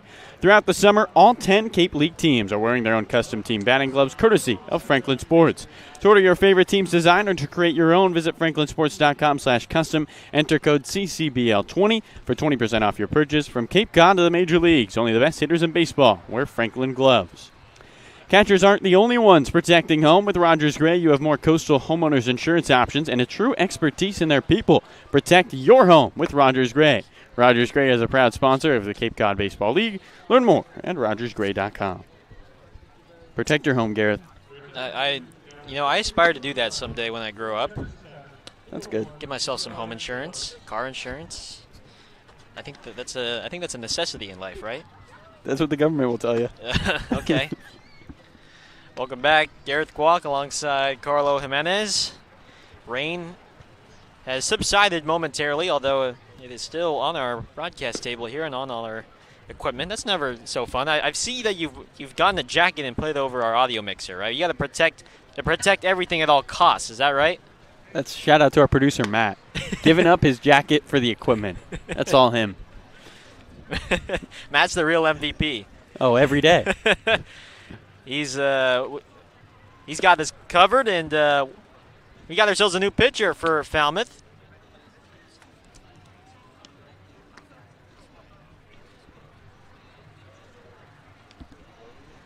Marcano, Acton, and Guillemette, the new pitchers. Levi Wells, he's going to face off against the 7, 8, and 9 hitters of Orleans. Wells is a rising sophomore from Texas Tech University, 6 foot, 200-pound right-hander from LaPorte, Texas. And in his first season with the Red Raiders, he made 17 appearances at a 7.64 ERA in 17 2/3 innings. Had 23 walks over 21 strikeouts, so he had more walks than innings pitched. But so far, he's done a better job of controlling his stuff so far on the Cape. He's going to face off against David Marcano. First pitch to the Orleans shortstop is a swing and a miss. A half swing, I should say, from Marcano. Was not expecting that. 91-mile-an-hour heater. It's 0-1. With Falmouth up by 3, 6-3. 0-1. Marcano, another swing and a miss. 92 miles an hour. As David Marcano, and it's 0-2. Marcano, who drew a walk in his first plate appearance back in the second. From the windup, here's the 0-2 offering. Marcano takes strike 3 called. 3 straight fastballs. And Marcano is set down looking for out number 1 to begin the bottom of the 4th. Yeah, from Wells, you're going to see that fastball that tops out around 95. He's really just a two-pitch guy. Fastball, curveball. Curveball's around 76 to 81. And righties hit about 100 points less than lefties in terms of batting average against the right-handed pitcher. Here's a left-handed hitter, Corey Acton. First pitch. Acton takes a fastball tight. In tight for ball 1. Acton, who bounced out to the pitcher, Jean, back in the second inning. That was a lefty-on-lefty matchup. Now it's a righty-on-lefty matchup. Here's a 1-0 offering. Acton takes in tight again. 2 balls and no strikes for the Orleans third baseman. Still searching for his first hit with the Firebirds ever since he was activated just a couple of days ago. 2-0. Acton takes up high. 3 balls, no strikes. These are pretty easy takes for Corey Acton, the future Georgia Bulldog, after spending a couple of seasons with the Florida Gators. Here's a 3-0. And a fastball not close. Inside again. 4 easy takes for Corey Acton, and he's aboard. And here comes Garrett Guillemette, who has driven in the only runs of the game so far for Orleans. Well, you see the difference between righties and lefties against Wells. I mean, he dominated Marcano in that at-bat, 3 pitches and a strikeout, and then looked awfully uncomfortable against Acton, who just had to watch 4 pitches go by him. Garrett Guillemette, who hit a 3-run home run back in the second inning to open the scoring for Orleans. First pitch, Guillemette, swing and a miss. He looked like he was going for his second of the ball game with that swing. It's 0-1. The home run by Guillemette is 3rd of the summer. RBIs 5, 6, and 7. He's got good power from that right side. Here's the 0-1 pitch from Wells. And a fastball just low at 92 miles an hour. And the count even at 1. Garrett Guillemette was hitless in his last 3 games, getting off the schneid in his previous at-bat with the home run to left center. Trying to get on base here. Get the tying run to the plate. 1-1. Fastball on the outside corner, called strike 2. So 1 ball, 2 strikes. Peyton Chanier on deck for Orleans. Second game of this home-and-home between Falmouth and Orleans. Firebirds with a record of 7-7-2. They are back to 500. And they are 4th in the East now. Long pause from the right-hander Wells. Runner goes. The pitch is tapped foul just behind home plate. Acton was running on that play, but he'll have to return to first. Acton did have a stolen base in his time with Harwich. So it remains 1-2. Falmouth with a record of 6-8-2. They are also 4th. Although in the West Division, Orleans, though, there's still a lot of game to play, and right now, 3 games back of YD. They have 10 wins already this summer. But all it takes is to get into that second spot. The top 2 teams in the East qualify for the playoffs. Acton with his lead at first, about 2.5 steps.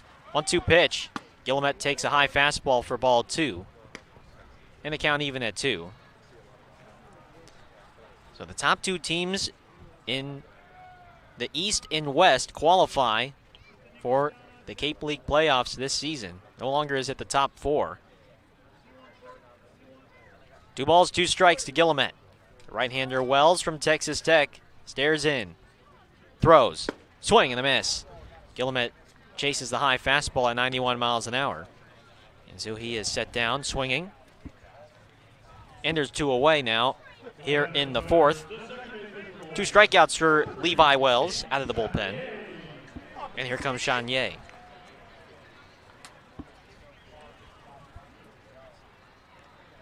Chanier, 2 for 2. A couple of singles up the middle for the Ole Miss second baseman. As the rain has stopped. And we knock on wood for that for the rest of the night, hopefully. Wells turns and throws to check on Acton. He's back to first with a head-first dive. As he gets the all-white jersey muddied up in dirt. 4 runs in the second from Falmouth, and then a run each in the 3rd and 4th. First pitch to Chanier. Fastball high and tight. As Chanier has to back out of that one. 1-0. A 4-run second inning. 4 runs on 4 hits. And then solo home runs in the 3rd and 4th off the bat of Anthony Hall and Braden Taylor, respectively. 6-3 Falmouth here in the bottom of the 4th. 1-0 offering. Chanier takes a fastball in there for a called strike 1. 1 ball, 1 strike. Chanier, who went hitless yesterday at Falmouth. That was only the 2nd game so far this summer where he has not gotten a hit. He's been very consistent at the plate thus far. Already 2 for 2 today. 1-1 pitch. Swinging a foul straight back to the netting. And so he is now behind 1-2 with Luke Kieschel on deck for Orleans. Game number 17 on the schedule for the Orleans Firebirds. Hard to believe, but tomorrow will mark the halfway point of the schedule. We've already had 4 rainouts this summer. 1 ball, 2 strikes. Acton with his lead at first. Here it is. And a slow roller to short. Colden charging, fields it off his left hip, throws it on the run. A low throw, but it's in time to get Chanier by about a step. And that will end the inning. 1 walk, 1 left on. Nothing doing for Orleans in that bottom of the 4th. But for now, we will send it to the top of the 5th. Falmouth 6, Orleans 3. And our Noah Searson is going to be standing by with manager Kelly Nicholson. And Noah, whenever you're ready, take it away. Yeah, appreciate it, Garrett. So I'm on the sidelines with Skip, and weather wasn't this way at the beginning of the game, but since the game has gone on, a little foggier, a little mistier.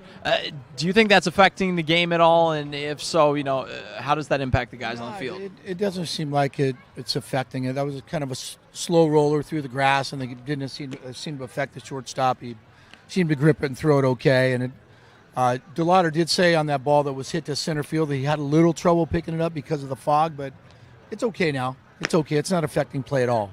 Well, and a lot of these guys probably haven't experienced slight fog like this. I know you've been here for, this is now your 20th season, so you're used to it. But for guys like DeLauder, or really any of the outfielders, as far as tracking balls, what do you try to kind of tell them to give them advice? See it and catch it. Pretty simple, right? Pick it up, and we have to have our infielders communicate and point to it. And like I said, it hasn't affected them yet. All right, cool. Appreciate it, Skip. I'll send it back to you guys in the booth. All right, thanks so much, Noah. As always, our fourth inning interview with manager Kelly Nicholson. And we were talking about it earlier, Carlo. Gareth Walk alongside Carlo Jimenez here on the Birds Broadcast Network. 6-3 heading into the fifth, but tonight's been the foggiest game that we've had yet so far on the Cape here in Orleans. We've had, I think, the rainiest, or if that's even a word, but rain. We've had the buggiest game. We've had the hottest game, or muggiest. And now fog. First pitch to Taylor Smith, right-handed hitter out of Texas A&M, is a swing and a miss from Jack Philby out of UCLA. 0-1. I appreciate experiencing all the Cape has to offer and all the yes.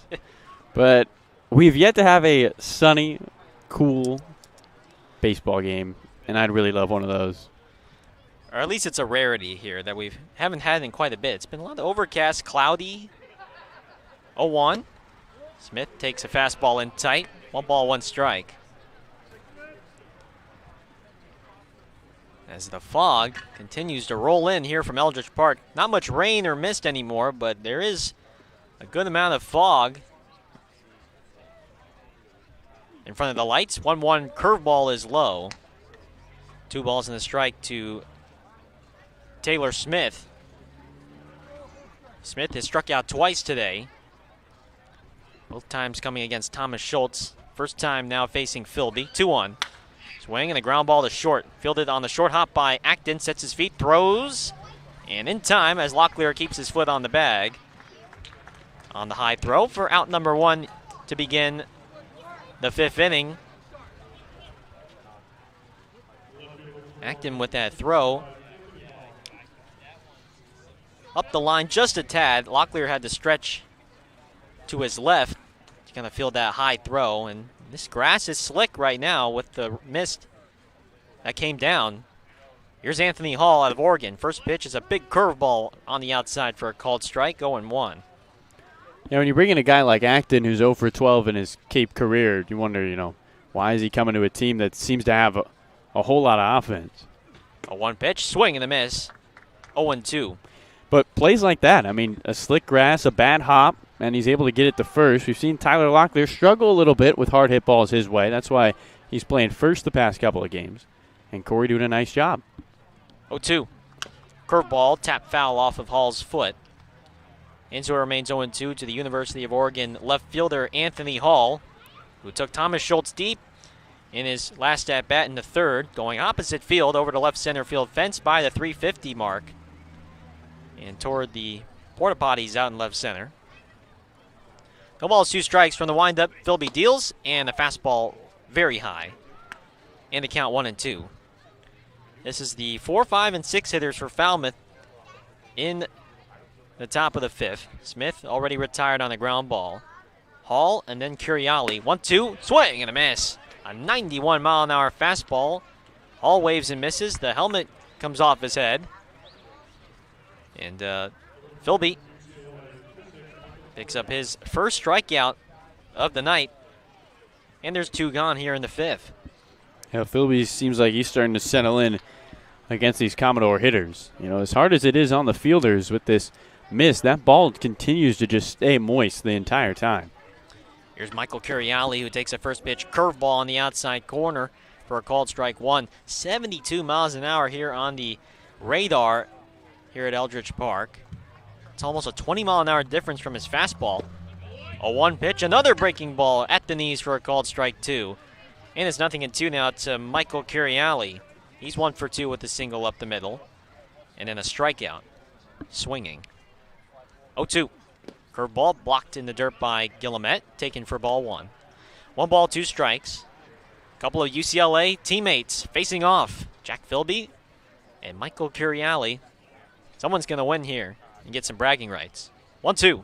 Curveball tapped off the end of the bat and speared by Philby to his left. He'll toss it over. Underhand to Tyler Locklear at first. And that will end the inning. 1-2-3. 5th inning thrown by Jack Philby. Nicely done, and we are off and headed to the bottom of the 5th. Falmouth leading 6-3 over Orleans when we come back here on the Birds Broadcast Network. Curry College is where you go to become anything you want. Curry prepares students to engage in successful careers with learning beyond the classroom, explore undergraduate programs including new majors in sport and recreation management, graphic design, marketing, and computer science. Online at www.curry.edu. The 99 Restaurant and Pub is proud to be a sponsor of the Cape Cod Baseball League. Visit your local 99 and try their famous colossal lobster rolls, piled high on grilled brioche and served hot buttered or with just the right amount of mayo and celery with fries and coleslaw. The 99, always the real deal.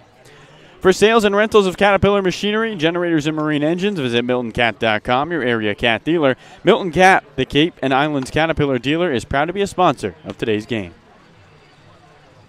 All right. Well, thank you so much there, Mr. Jimenez. You know, you always give me the compliments and the kind words for me reading those ads, and, you know, I got to do it for yourself, you know? I appreciate you. I appreciate you. You are as kind of a friend as anyone could ask for. Thank you. Thank you. It means so much that those words come out of your mouth.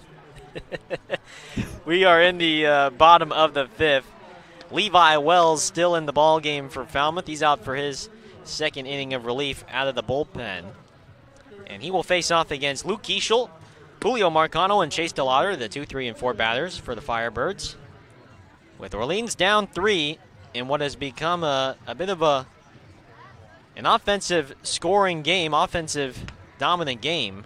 Already 3 home runs combined, 2 off the bats of Falmouth hitters, and then 1 from Orleans off the bat of Garrett Gillimet. So sometimes you'll either get 0 home runs because the wind is blowing in and the fly balls just are caught up in the breeze, and are caught up in the wind, or you might get at least 3 or 4 if the wind is blowing out, which is certainly seemingly the case tonight here at Eldridge Park on this Tuesday night in mid-July. Luke Keischel, right-handed hitter from University of San Francisco, stands in. He's 0 for 2 in 2 at-bats tonight. First pitch from Wells. And the slider is outside for ball 1. Luke Keischel, this is only his second game with Orleans so far this summer. 1-0 offering. Fastball is outside. 2-0. And the fog continuing to come in and roll into Eldridge Park. I mean, you can see it while you're in the box. It is a foggy, hazy type of weather. 2-0 pitch, fastball, 91 miles an hour. It's up high. 3 balls and no strikes to Keischel. Keischel, who went 1 for 3, picked up his first hit as a Firebird yesterday from Gov Fuller Field. 3-0. And a fastball up high again. And a 4-pitch walk to the DH for the Firebirds. And he's on board for Julio Marcano.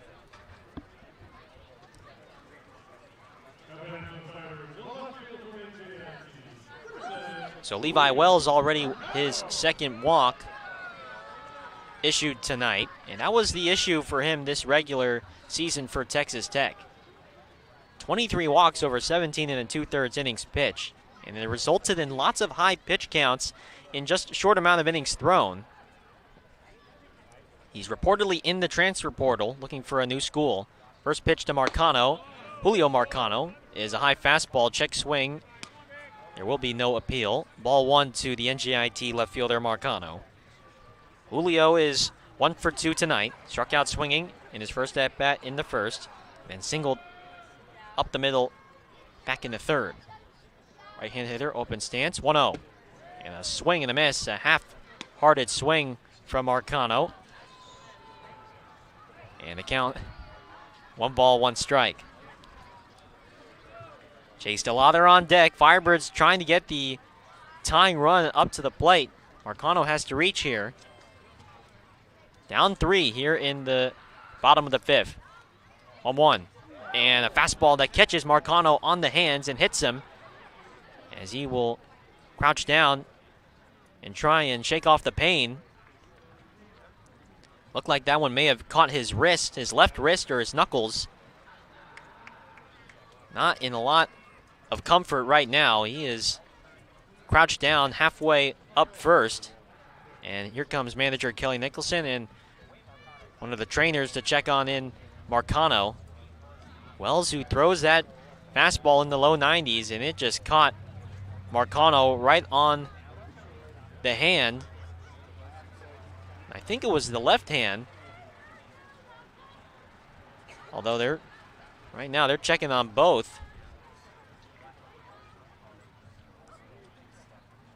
So Marcano, his wrist is getting checked out there. Always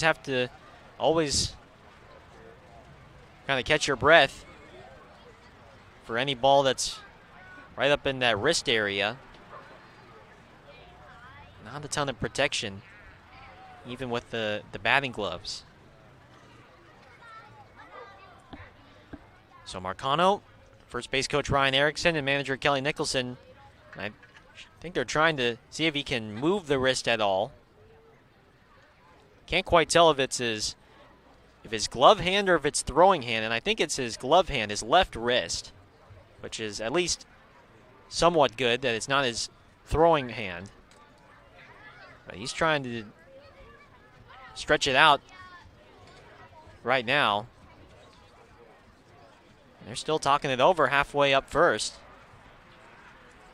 Kelly Nicholson pats him on the chest twice, and Marcano will remain in the game and walk the rest of the way to first. So Julio, at least for the moment, looks like he's okay. He's going to try and toughen it out.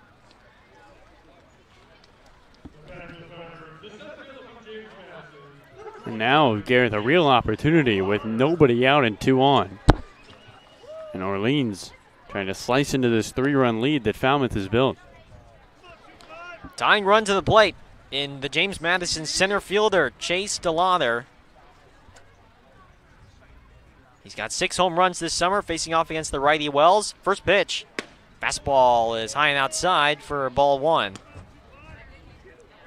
DeLauder today 0 for 2. Lined out to short in the first inning and then reached on the fielder's choice in the third. Keischel at second, Julio Marcano at first. Chase DeLauder at the plate. He is the tying run. 1-0 offering.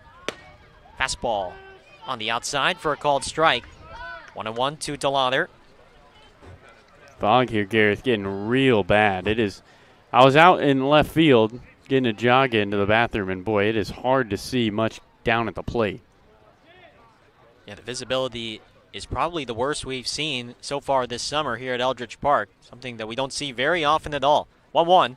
Fastball on the outside again for a called strike 2. 1 ball, 2 strikes. DeLauder, who's been seeing a lot of off-speed the last several at-bats from opposing pitchers, probably was not expecting 3 straight fastballs. And he's behind in the count 1-2. Second and first, nobody out. The pitch. DeLauder pops one foul down the left field line onto Route 28. And with this fog, Gareth, you almost have to treat moments like this as if it's the late stages of a game, because it's getting pretty bad to the point where it would not be surprised if the umpires decide to call it. And Chase DeLauder got to capitalize here. DeLauder, who was in sole possession for the league in home runs, no longer now. He's tied for the league in home runs with Lyle Miller Green of Chatham with 6 homers this summer. Look over at second, 1-2. DeLauder takes high and outside with a heater, and a count even at 2. Could tell Chase had to really take some mental strength to lay off that pitch. He turned away, and he wanted that one. Chase loves fastballs,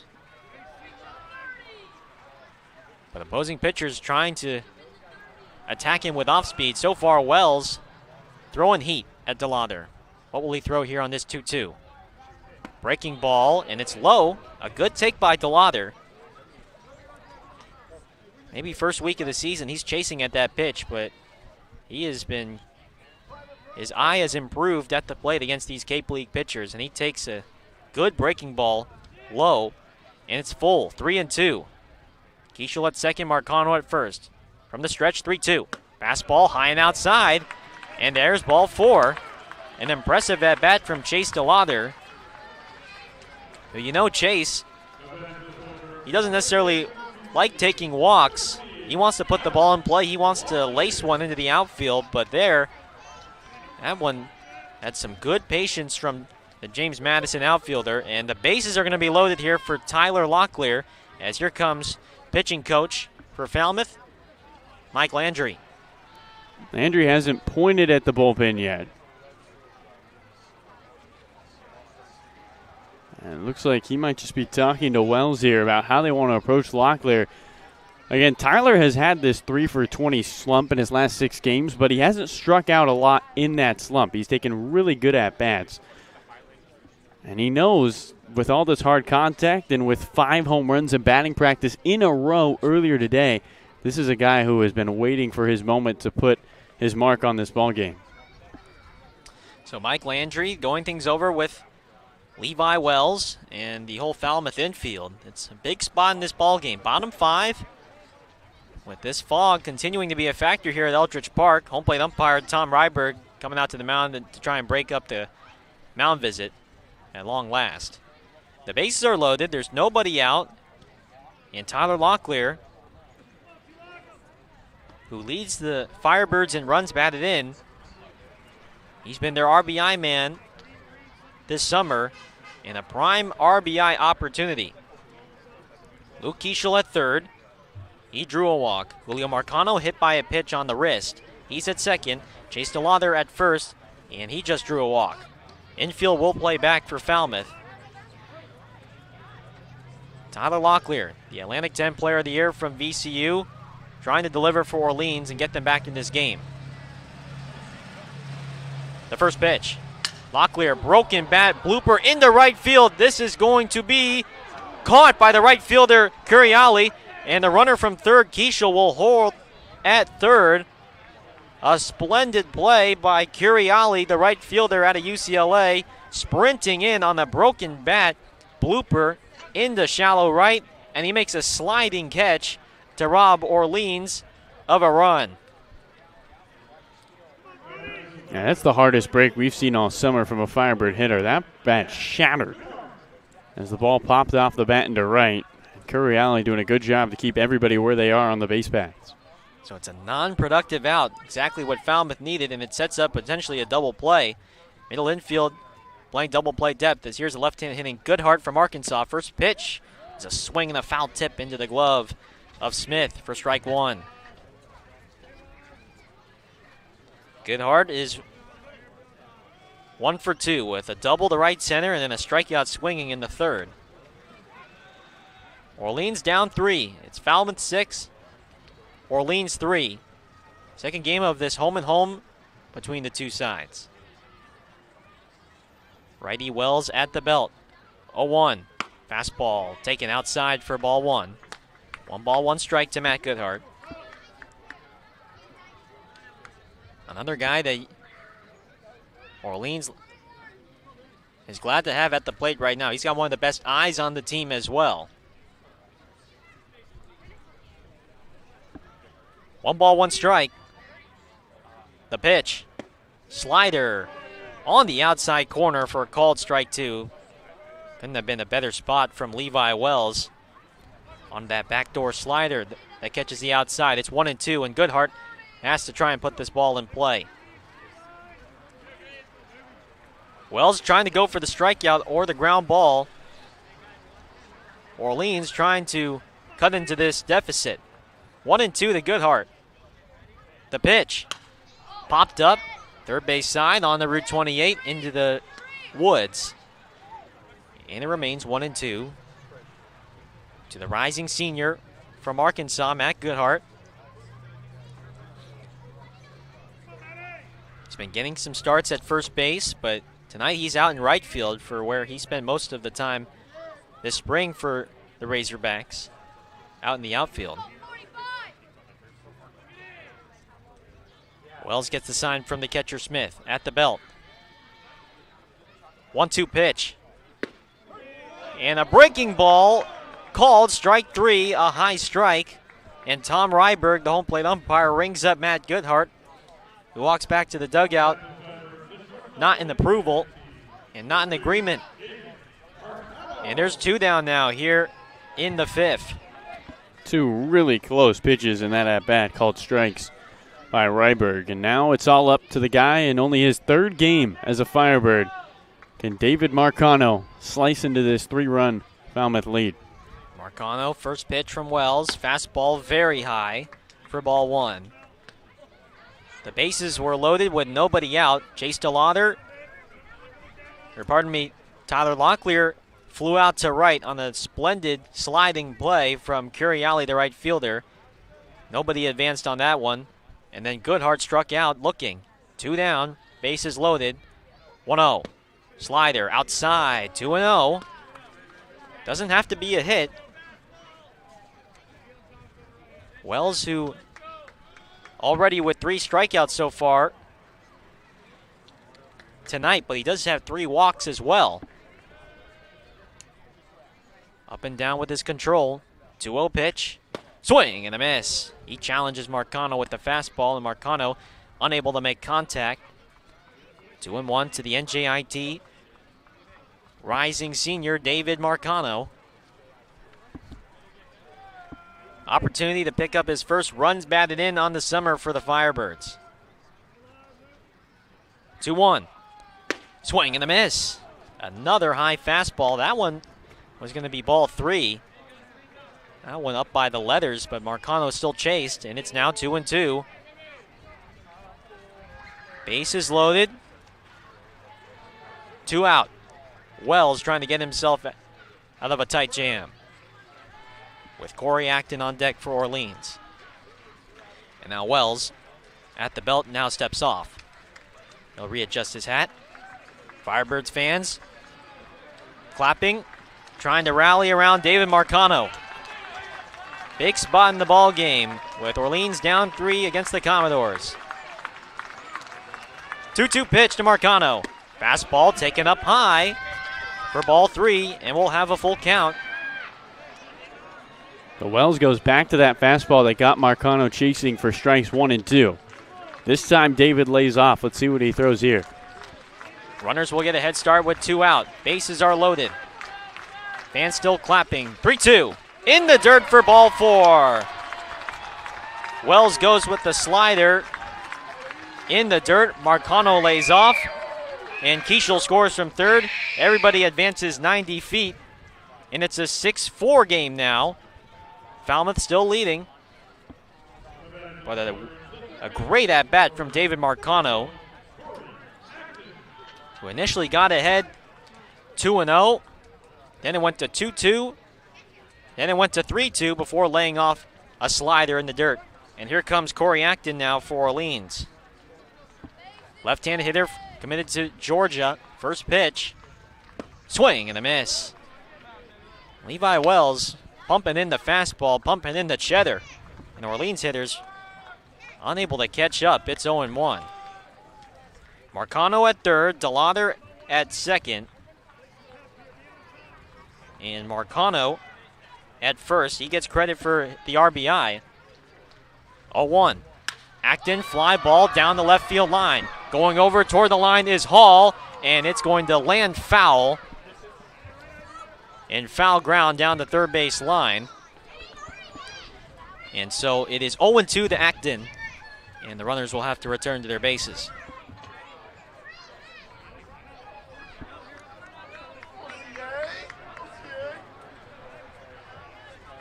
Orleans has played at home a run, and they've done it without getting a hit.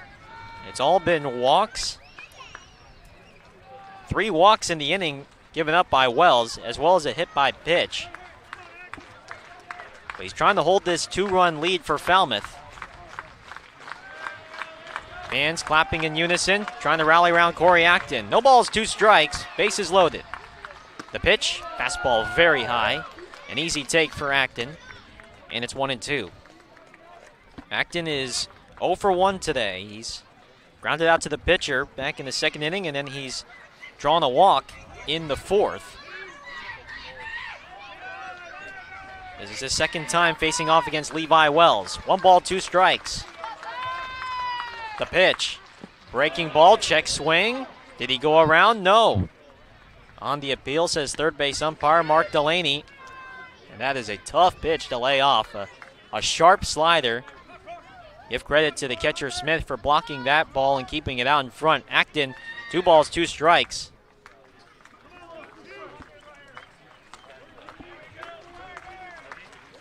Tying run at second, go-ahead run at first for Orleans. The 2-2. Breaking ball outside. Wells tried to wrap the slider and catch that outside corner. He didn't get the call. 3 balls, 2 strikes. Runners will get a head start once again. Firebirds home crowd trying to rattle Levi Wells on the mound. 3 balls, 2 strikes. Here's the pitch, and a foul popped up and behind the screen.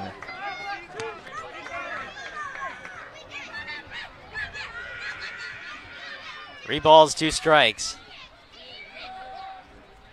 All the young kids from the clinic pressed up against the fence by the Orleans dugout, trying to cheer on Corey Acton, and now manager Kelly Nicholson says, please quiet down a little bit. 3-2 pitch, runners go. Acton, line drive foul down the left field line. Watch out, headed on the Route 28. And so it will do it again, 3-2.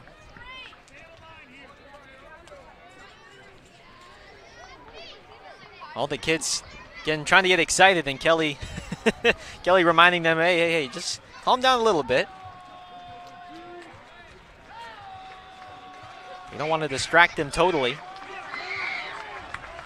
3-2. Wells gets the sign at the belt. Here it is. Fastball on the outside corner, strike 3 called. Tom Ryberg rings up Corey Acton on a fastball. A borderline strike on the outside. Everybody here at Eldridge disagrees, including Kelly Nicholson.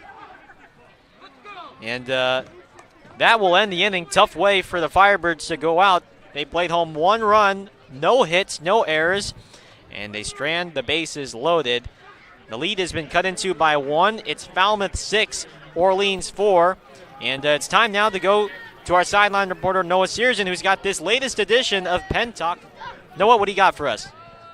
Yeah, so appreciate that, Gareth. I'm in the bullpen right now, and it is extremely foggy, to say the least, so we decided this was the best day to take Penn Talk in the direction of turning it into a local news station. We need a weather report, and we need it now. We need to know why is there fog and what we can expect in the forecast. So I'll hand it off to our first meteorologist, Max Rajic. It's Max the weatherman, and as you can tell, we got a little fog going on. I'd say a little 65 degrees weather with a little crisp wind of like 4 miles per hour blowing to the northeast, I'd say. A little coming from the ocean, as you can see. I hope we can still play baseball, and it looks like the birds are coming back right here. Dawson, you got anything else to say? You know, Max, I think you hit the nail on the head with this one. Just really moist out there. Very moist. So it's definitely a moist night, to say the least, and the fog is out.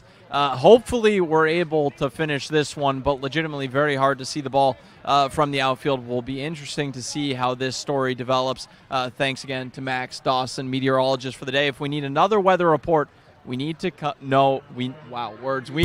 we know who to find. They do the job better than I do. So I'll send it back to you guys in the booth. That was Fog Talk here in the bullpen. Okay, thanks so much, Noah Searson. First pitch to the left-hand hitting Jake Dukart. Falmouth third baseman is a ball low.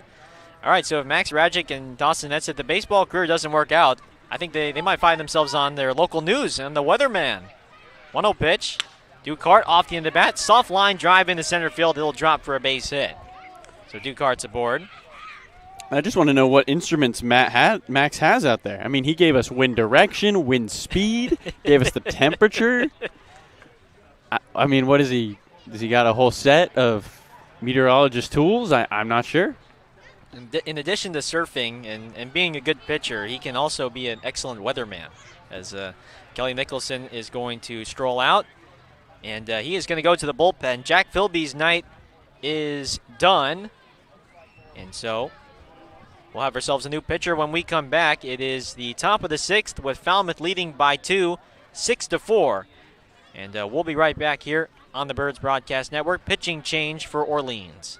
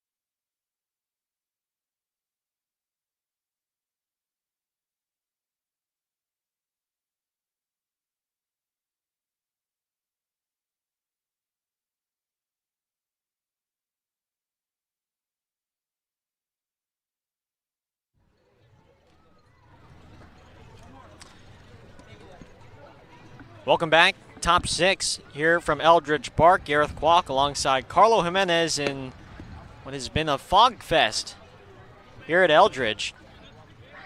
New pitcher now for Orleans. Jack Philby has departed, and he will give way now to Connor Housley. Housley from the University of Tennessee, making his 6th appearance on the summer. He has a 1.8 ERA in 5 innings pitched.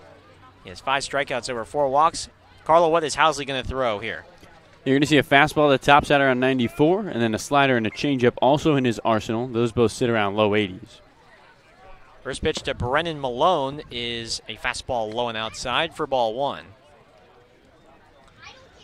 So Housley, who last appeared against Hyannis last Thursday, pitched only 2/3 of an inning, and he did get a strikeout, 1-0.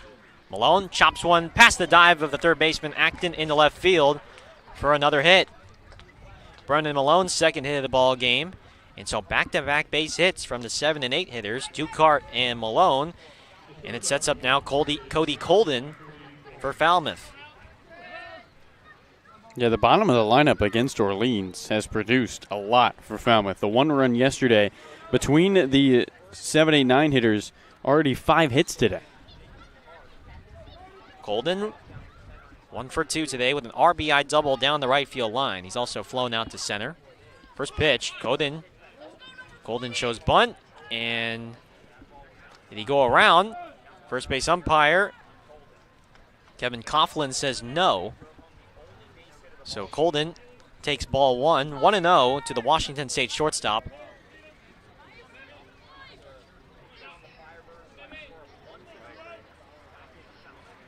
Connor Housley versus Cody Colden. Colden shows bunt again, and it's a breaking ball low, and Colden pulls back. 2 balls, no strikes.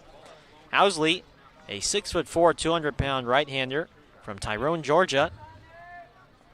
And this year was his first time seeing any college action. Shows bunt again, 2-0. There's a fastball on the outside for a called strike 1, 2-1. He made 12 appearances and had a 3.48 ERA in just 10 1/3 innings pitched, 14 strikeouts over 6 walks. He just did not get a ton of work with the Volunteers this spring. From the stretch, 2-1. Bunt shown again, pulled back on the fastball inside, and it's 3-1. So Housley trying to control his stuff here and keep this deficit down to 2 for Orleans. Still plenty of baseball left. 3-1, Colden shows bunt, and he waves and misses, trying to push it up along the first base side. And so the count will run full 3-2, and we'll see if Colden decides to, maybe he will show bunt again, or if he's going to swing away. Nobody out. Top 6. Housley, second pitcher out of the pen for Orleans tonight. Look over at second, and he throws, and Colden skies one deep to left field. Going back is Julio Marcano at the fence. It is gone. Why bunt when you can just hit a 3-run home run? Cody Colden with a night to remember here at Eldridge Park. 3-run home run. His 4th run batted in on the summer, and he has continued to torch Orleans in his home-and-home series. It's now 9-4 Commodores here in the 6th. Colden coming into yesterday's game against Orleans, Gareth, 4 for 44. Against the Firebirds this season, he's already has 3 hits and 3 RBIs, more than his total nearly for the whole year. First pitch to Luke Boyers is a ball with the breaking ball outside, 1-0. Cody Colden with 2 hits, an RBI double, and now a 3-run home run to left. Swing and a miss on the 1-0 pitch. Housley blows the fastball past Boyers. 1 ball and 1 strike. 9-4 Falmouth. That home run hurt. 1-1. Boyers takes a high strike. And it's 1-2. Housley working from the windup. The 1-2 pitch is a breaking ball high and outside, 2-2. Golden, who came into this game with just 5 hits and 47 at-bats, a batting average of just 106. But he has been an Orleans Firebirds killer these last 2 games. 2-2, breaking ball right down the middle, called strike 3. And so that is the first out of the 6th. Housley picks up his first strikeout. In the scoreless tie yesterday, heading into the bottom of the 7th, Colden grounds what would be the go-ahead RBI single to win the game for Falmouth yesterday, and what was their first home win of the season. Braden Taylor, first pitch swing in on the hands, bloops one down the left field line, foul. And it's 0-1 now to the TCU second baseman. And now Colden, just to add more insult to injury against Orleans in this series. He's got 4 runs batted in and 2 hits, including a 3-run home run. 0-1 breaking ball is outside and low. Count even at 1.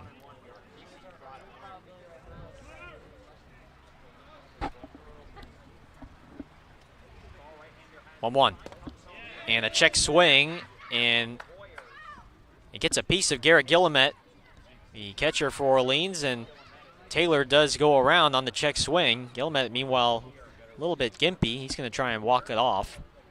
So it might have gotten a piece of him.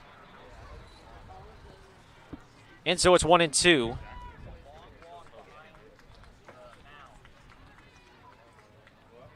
Three home runs tonight for Falmouth.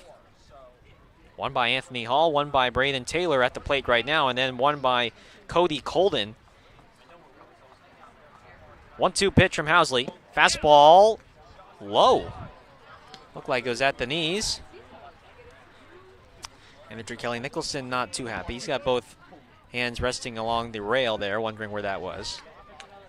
Count even at 2 with Jace Borfin on deck. The pitch. And a changeup low. And so the count runs full 3-2.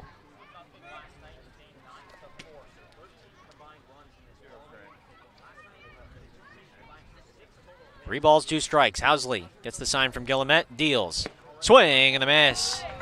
Breaking ball, and Taylor's out in front. Strikeout number 2 for Connor Housley, and there's 2 gone here in the 6th. Right now he's pitching as if a fire has just been lit underneath him, and that fire was surely the 3-run home run from Colden. Borfin now stands in. First pitch swing is fouled off the home plate umpire, Tom Ryberg. And there's no balls in the strike to the future Arkansas Razorback, Jace Borfin. Firebirds have won just one of their last 5 games. 0-1. And a slider that is skipped in the dirt for ball 1. 1 ball, 1 strike. 6 of the next 8 games for Orleans will be on the road. 1-1. Slider, line drive in the center field, another hit. Jace Borfin aboard for the second time today. His first hit of the ball game, as he goes right back up the middle on a breaking ball from Housley, and so a 2-out base runner for Taylor Smith out of Texas A&M.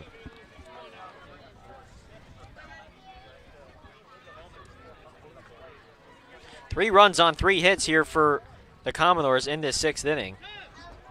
Or pardon me, now 3 runs on 4 hits after Borfin lines a single up the middle. Fog still really thick here at Eldridge. It has not subsided, and you imagine if Falmouth continues to add to this lead, that just entices this umpire crew to call this game earlier. Righty on righty matchup. Borfin, who has good speed at first. First pitch, slider on the inside for a called strike 1. No balls in the strike to Smith. He is hitless in 3 at-bats tonight. A couple of strikeouts and then bounced out to third. The Fog Fest tonight at Eldridge. 0-1. Breaking ball popped up in the air to shallow center field. Can DeLauder see it? He is ranging to his left, and he makes the catch to end the inning. Falmouth, though, 3 runs on 4 hits, 1 left stranded. The big one coming off the bat of Cody Colden out of Washington State. A 3-run home run over the left field fence, and it has broken the game open. It's Falmouth 9, Orleans 4 when we come back here on the Birds Broadcast Network.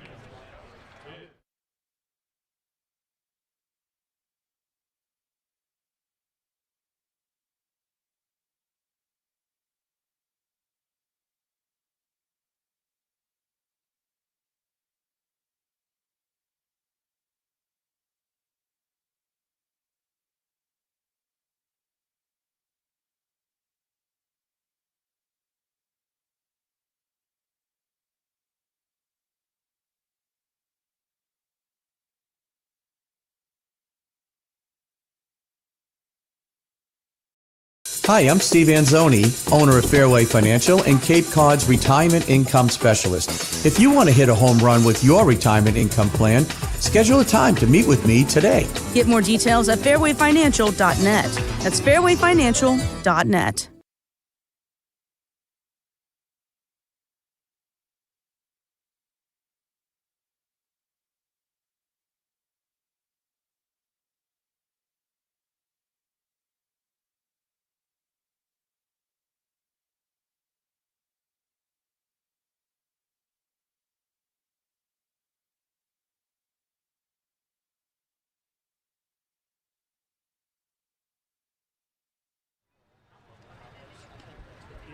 Bottom 6 from Eldridge Park. Gareth Walk alongside Carlo Jimenez here on the Birds Broadcast Network, alongside our sideline reporter Noah Searson. 3-run home run from Cody Colden. If you're just joining us, back in the top of the 6th. What was initially a 6-4 lead for Falmouth, it's now 9-4. And Falmouth will bring in a new pitcher now. Levi Wells' night is done after a couple of innings in relief. And it'll be the left-hander from South Carolina, Jackson Phipps, a 6'5", 230-pound left-hander from Dallas, Georgia. Carlo, what is Jackson Phipps going to throw here against Garrett Guillemette, Peyton Chanier, and Luke Keischel? Yeah, Phipps is just a 2-pitch guy. Fastball, slider. That fastball tops out around 81. The slider, 78 to 81. He likes to quick pitch to pick guys off, so look out for that if you're on the base paths. Righties, though, hit 296, lefties 333 against him this past spring. So high averages against Phipps out of the pen. We'll see if the Firebirds can take advantage. Fog continuing to roll in. It's been sort of on and off here throughout the night, but it's still very hard to see if you're out in the field right now. Garrett Guillemette, first pitch, takes a fastball at the belt for a called strike, 0-1. 9, 1, and 2 hitters for Orleans due up here in this bottom of the 6th. Guillemette, Chanier, and Keischel against the lefty Phipps from South Carolina. 0-1. Swinging a little line drive into left center. It'll fall. A base hit for Garrett Guillemette. His second hit of the ball game. And Orleans has the leadoff man aboard here with nobody out here in the 6th. Guillemette came into this one 0 for 11 in his last couple of ball games and just picked up his second hit of the night, his second multi-hit game of the season. Here is Chanier now. Jackson Phipps, who's already making his 6th appearance of the summer, has an 8.10 ERA in 6 2/3 innings. 7 strikeouts over 4 walks. Last appeared last Monday against YD. First pitch to Chanier is a fastball up high for ball 1. In that appearance against YD, he pitched an inning and 2/3, allowed 3 runs, 2 hits, 1 walk, and 1 strikeout. So a rocky last outing for Phipps.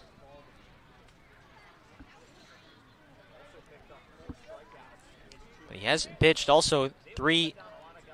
He's pitched in 3 other games where he's allowed no runs in 1 inning of work. Chanier pops up the 1-0 foul onto the hill.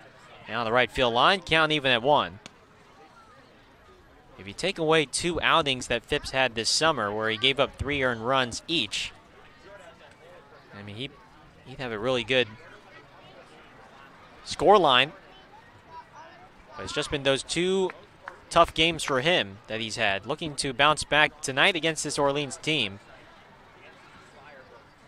1 ball, 1 strike to Chanier. Breaking ball on the outside corner, a called strike 2, 1-2. Now, it's not so hard, I think, for a hitter to pick up the pitcher right now, given that they're just 60 feet away, but it is definitely harder to see the outfielders out in center, and I'm sure for the outfielders seeing the ball off the crack of the bat, it's got to be difficult with this fog in. 1-2 pitch, Chanier pops one up high in the sky along the right field line. Does anyone see it? Second baseman Taylor makes the catch. Able to go down the right field line before then, at the last second, flailing himself back to make a high backhander, and he makes the catch for out number 1. A tough play for Braden Taylor, the second baseman for Falmouth. Yeah, that was pretty impressive. He had the backside of his glove on the outfield grass when he made that catch, just moving to his left, and kind of gives you a sense of how hard it is to see the baseball here tonight at Eldridge Park. If you get that ball way up there, it's going to be extremely difficult. Luke Kieschel takes the first pitch up high with the fastball for ball 1. I mean, right now, the visibility, it is hard to see.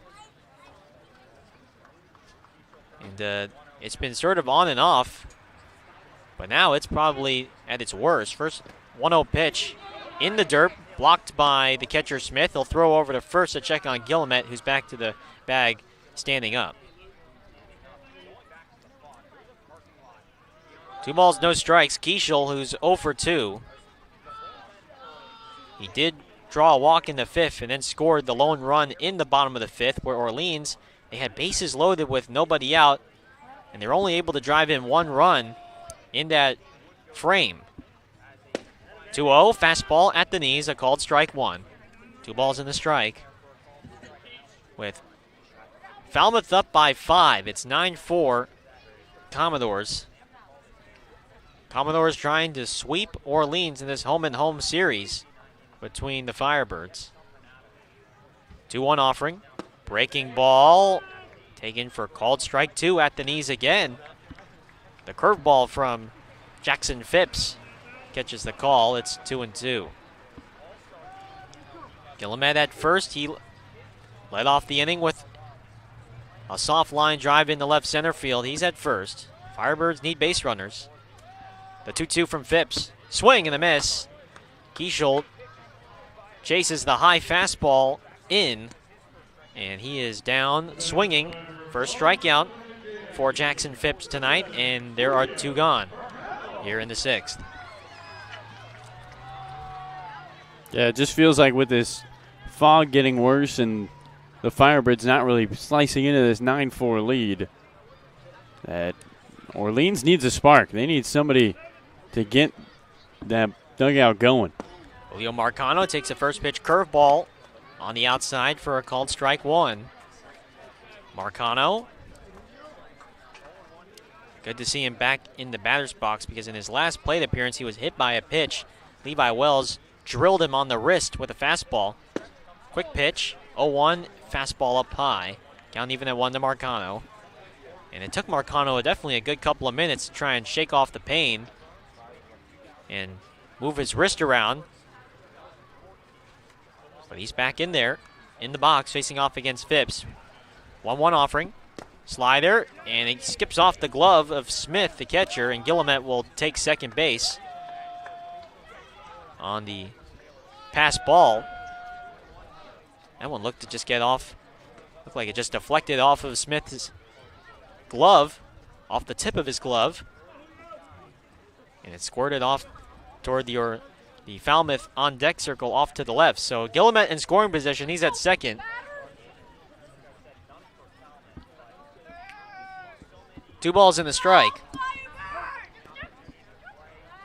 to Julio Marcano with Chase DeLauder on deck. 2-1. Very high. That one gets away from the catcher Smith, and now Guillemette will jog down to third. So that time, just a wild pitch from Jackson Phipps. That one just slipped out of his hand, seemingly. Yeah, the mist here that has been pretty persistent, although it stopped the last inning or so. Ball still, whenever it's rolling on this infield grass, is going to get wet, and that makes it a little harder for these pitchers to grip it. And you see Phibbs sailing one there. So a pass ball, now a wild pitch has advanced Gilmet from first to third in just 2 pitches. Marcano trying to tack on here for Orleans, cut into this lead.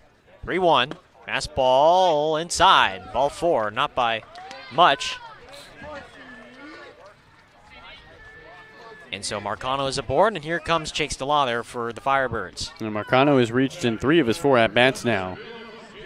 And can the 4-hole hitter spark some energy?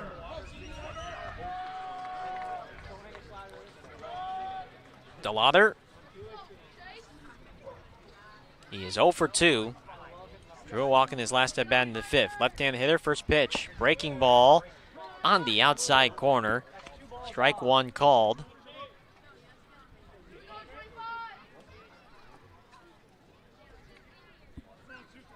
DeLauder trying to do a job here. 0-1. Breaking ball, that's up high. And the count even at 1 to Chase. Garrett, the fog is so bad that you wouldn't know there's trees in right field if this was your first time at Eldridge Park. Even hard to see the outfielders out there. 1-1 from Phipps. Fastball outside. And it's 2-1 to DeLauder.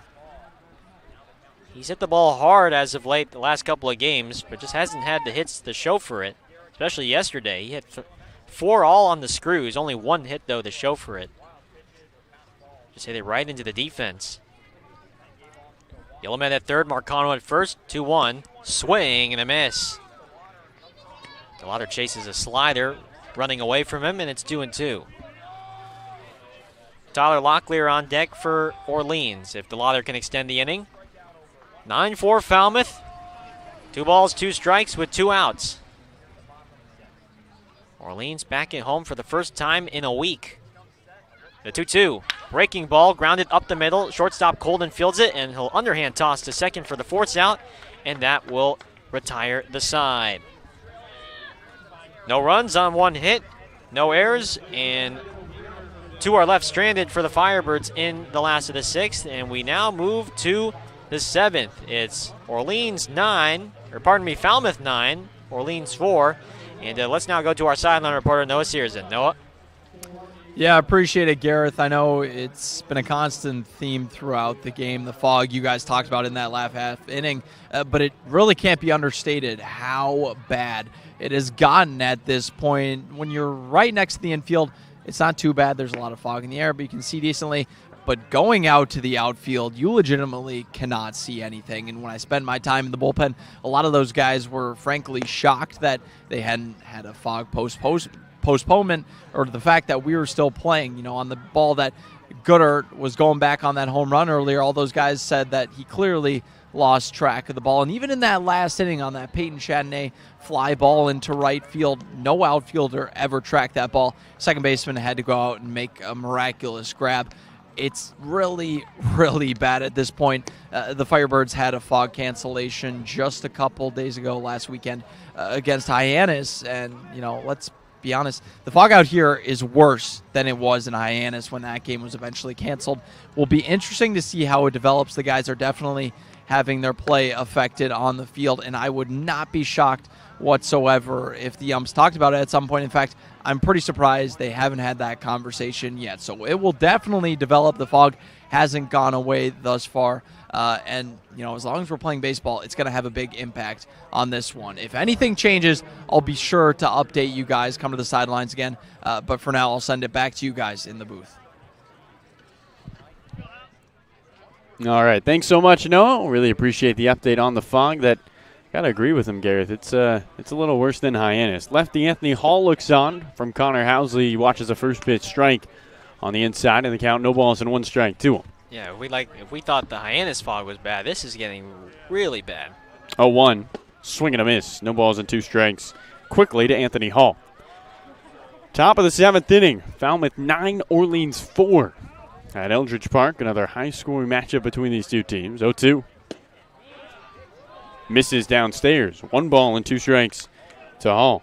If you're an Orleans outfielder, you know what you're hoping for? You're hoping for 3 straight ground balls. You do not want to be looking for a white ball in the white fog. 1-2. Up high. 2 balls and 2 strikes to Hall.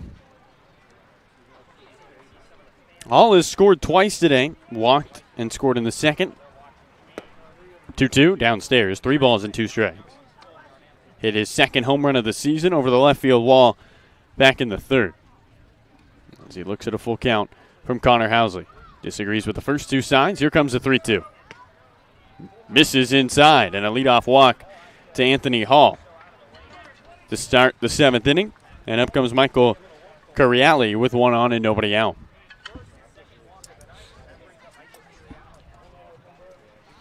So Hall is aboard for the 3rd time in this ballgame. And it looks like a pinch hitter for this YD team. Alec Sayre, the rising sophomore out of Wright State, will pinch for the sophomore out of UCLA, Michael Cariali. Sayre's last game was July 6th against Brewster, reportedly in the transfer portal. First pitch to the righty. Misses inside. Good stab by Guillemette as he brings a glove low. Picks it up off the dirt, and the count 1 ball and no strikes. Falmouth 9, Orleans 4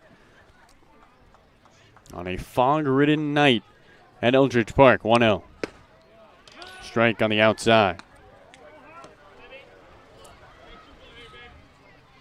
All you can see in the outfield really is the grandstand in right center.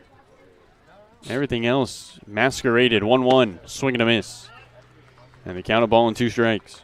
Yeah, you can't. It's hard to even see some of the fans out there behind the fence. Really, the only thing that's protruding and obvious is the grandstand. Everything else is a little bit harder. Hall leads at first, 1-2. And Sayre takes that one on his back. In between the 1 and 8. On the back of his Falmouth uniform, he'll jog down to first. Takes a bruise and a base. And up comes Jake Ducart with 2 on and nobody out here in the 7th.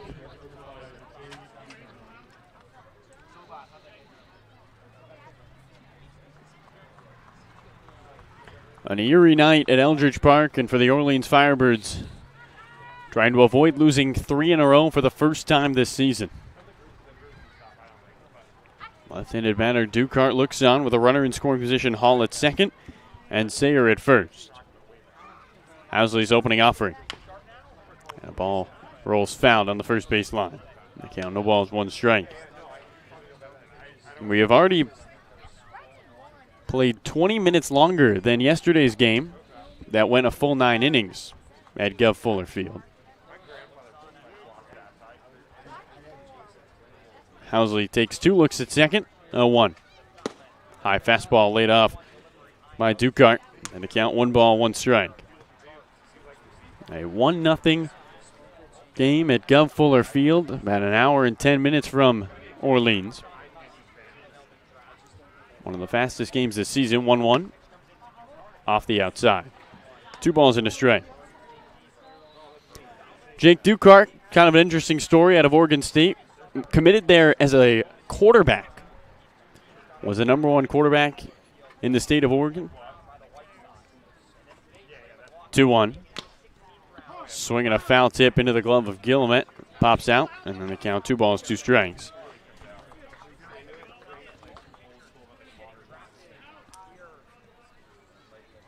Ducart decided not to play football, though, after a semester at Oregon State.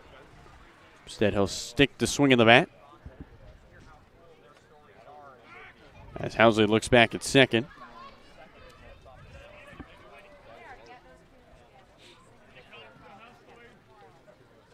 Ducart's father, a little bit of an influence on him, was a baseball player at Nebraska and spent 4 years in the Yankee system. 2-2 and another hit by pitch. That one gets him on the right arm. Back-to-back hit by pitches for Connor Housley. The bases are now loaded, and the Commodores haven't had a hit. And with nobody out, up comes Brennan Malone. Yeah, the issue with Housley has been his control really this summer. He's shown quality stuff with an electric fastball and a hard slider, but there have been times where he's not been able to locate, and so far he's been able to he's not been able to come into these hitters, and looks like Jeff Bramwell is getting loose for Orleans out in the bullpen in right center, is trying to see through the fog. First pitch to the righty, Malone. He looks at a ball low. The count, 1 ball, no strikes. Hall walked. Alex Sayer was hit in the back. And Jake Dukart hit on the left arm. 1-0. Strike at the knees. Count, 1 ball, 1 strike to Malone. Malone, an RBI single and a run in the second. A single and a run in the sixth. 1-1. And he swings and flies one into right center field. Coming in, the center fielder, Lauder, and it lands in between 3 Firebirds. Coming around third on his way to score is Hall. A bloop single into right center for Brendan Malone. And Malone with his second RBI of the ball game, his 3rd hit of the game. And it is 10-4 here at Eldridge. Yeah, he gets it off the end of the bat. I mean, it sounded like he cracked his bat too, but out there in shallow center field, it's such a tough play. Chanier in the fog has to race back, and DeLauder, who was playing in medium depth, just no chance that they're able to get that one, and so the inning continues. So righty Cody Colden, he swings at the first pitch, slices it into right, going back to right fielder Goodhart. Onto the warning track, he reaches to his left, makes the catch. Tagging from third and scoring is Alex Sayer. A nice play by Dukart in right. And another run on the board. It's 11-4, Falmouth over Orleans. Tremendous play by Matt Goodhart off the crack of the bat. I thought no chance he was going to be able to pick up this ball with how thick this fog is. And he gets turned around and makes a great play with the catch off his left hip. And although Falmouth extends the lead, it's now 11-4. Cody Colden picks up RBI number 4 on the night. 5, excuse me. First pitch to lefty Luke Boyers. That's a strike. And the count, ball upstairs, and the count 1 ball and no strikes. So for Cody Colden, before yesterday's game against Orleans, he was 4 for 44. Since then, he is 3 for 6 with 6 RBIs. He has looked like a completely different player playing against this Firebirds team out of the 9 spot, and has produced for this Commodores team. So up comes the left-hander, Luke Boyers, with runners at the corners and 1 out in the top of the 7th inning. Falmouth 11, Firebirds 4. 1-0 from Housley. Low. And the count, 2 balls and no strikes. Boyers, a single in the first at-bat of the ball game back in the first. Struck out twice, grounded out to Peyton Chatinier at second. 2-0. Strike at the knees. And the count, 2 balls and 1 strike to Luke Boyers. Housley in his 2nd inning of work. Trying to keep the damage low. Already 2 runs in for the Commodores here in the 7th, 2-1. A swing and a foul straight back towards our crowd, Mike. And the count even, 2 balls, 2 strikes. Well, I got to go adjust that now. You got it, Gareth. I got it. Gareth Kwok keeping the net up with his left hand, moves the mic with his right hand. Adjusts it, puts it nicely up against the bricks, and puts his arms up in celebration. 2-2 to Boyers. And he swings and drives one into left. Left fielder Marcano on the back pedal makes the catch. Not tagging from third is Jake Dukart. Garrett Gillimet cuts off the bouncing ball down the third base line, and there's 2 away. So Boyers 1 for 5, and up comes the other sophomore from TCU, Braden Taylor, with runners in the corners and 2 counts.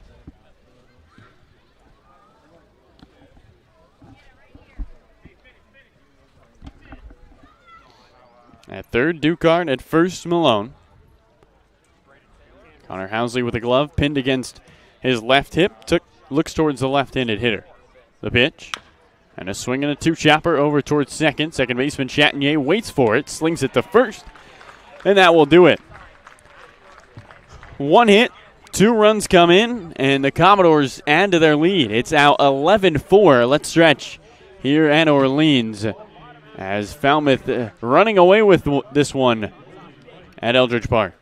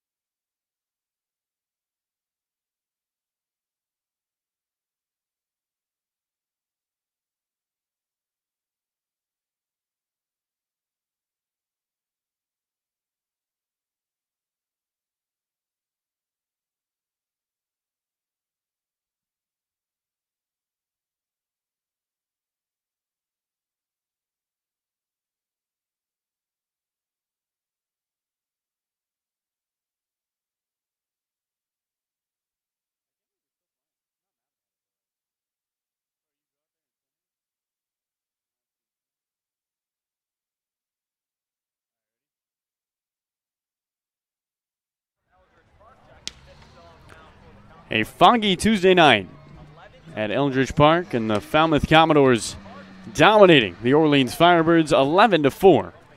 As up comes Tyler Locklear, the right-handed batter, to open things up. Jackson Phipps still on the mound, beginning his second inning of work today.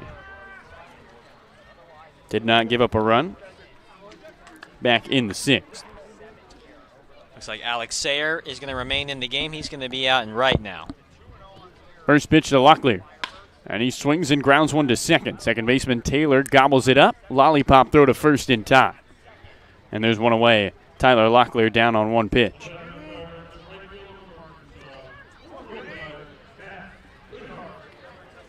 The base is empty, and up comes Matt Goodhart, who is going to be heading out of Orleans tomorrow.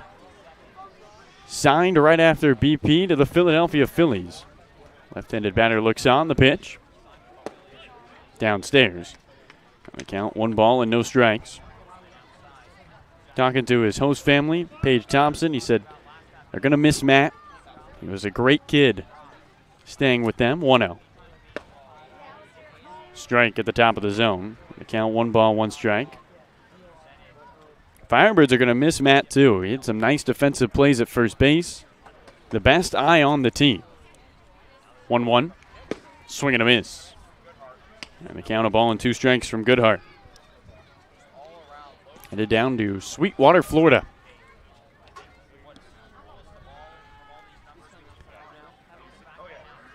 Goodhart eyes Phipps. And the 1-2. Low. 2 balls, 2 strikes to Goodhart. Yeah, he's a guy that is familiar with the organization, played with them in 2019, and a little brief stint in 2021. We'll surely miss Matt and wish him the best in his professional career. 2-2. Goodhart fouls one off down the left field line over towards Route 28. And another 2-2 pitch upcoming. Falmouth 11, Orleans 4. Firebirds need some runs, trying to avoid their 3rd straight loss. 2-2. Gets by the catcher Smith right through his legs. And back to the screen. And the count, 3 balls and 2 strikes.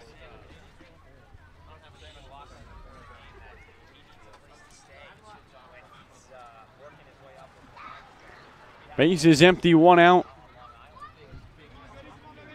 A foggy night at Eldridge Park. Payoff pitch. Goodhart. It's another foul ball down the left field line.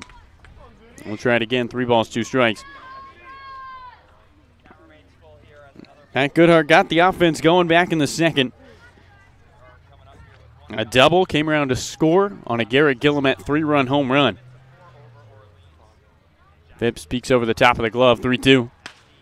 And Goodhart swings and Pops one up right towards the shortstop, Colden, who makes a head-high catch. And there's 2 away. A little soft line drive.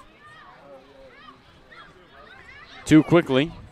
Gone in the bottom of the 7th, and it's David Marcano, the right-handed batter. Marcano also scored on that home run from Guillemette. First pitch to him. Off the outside. The point of the game of Guillemette's home run, it was a 4-3 Falmouth lead. Since then, the Commodores have scored 7, and the Firebirds just 1. 1-0, strike at the knees. The count, 1 ball, 1 strike to David Marcano.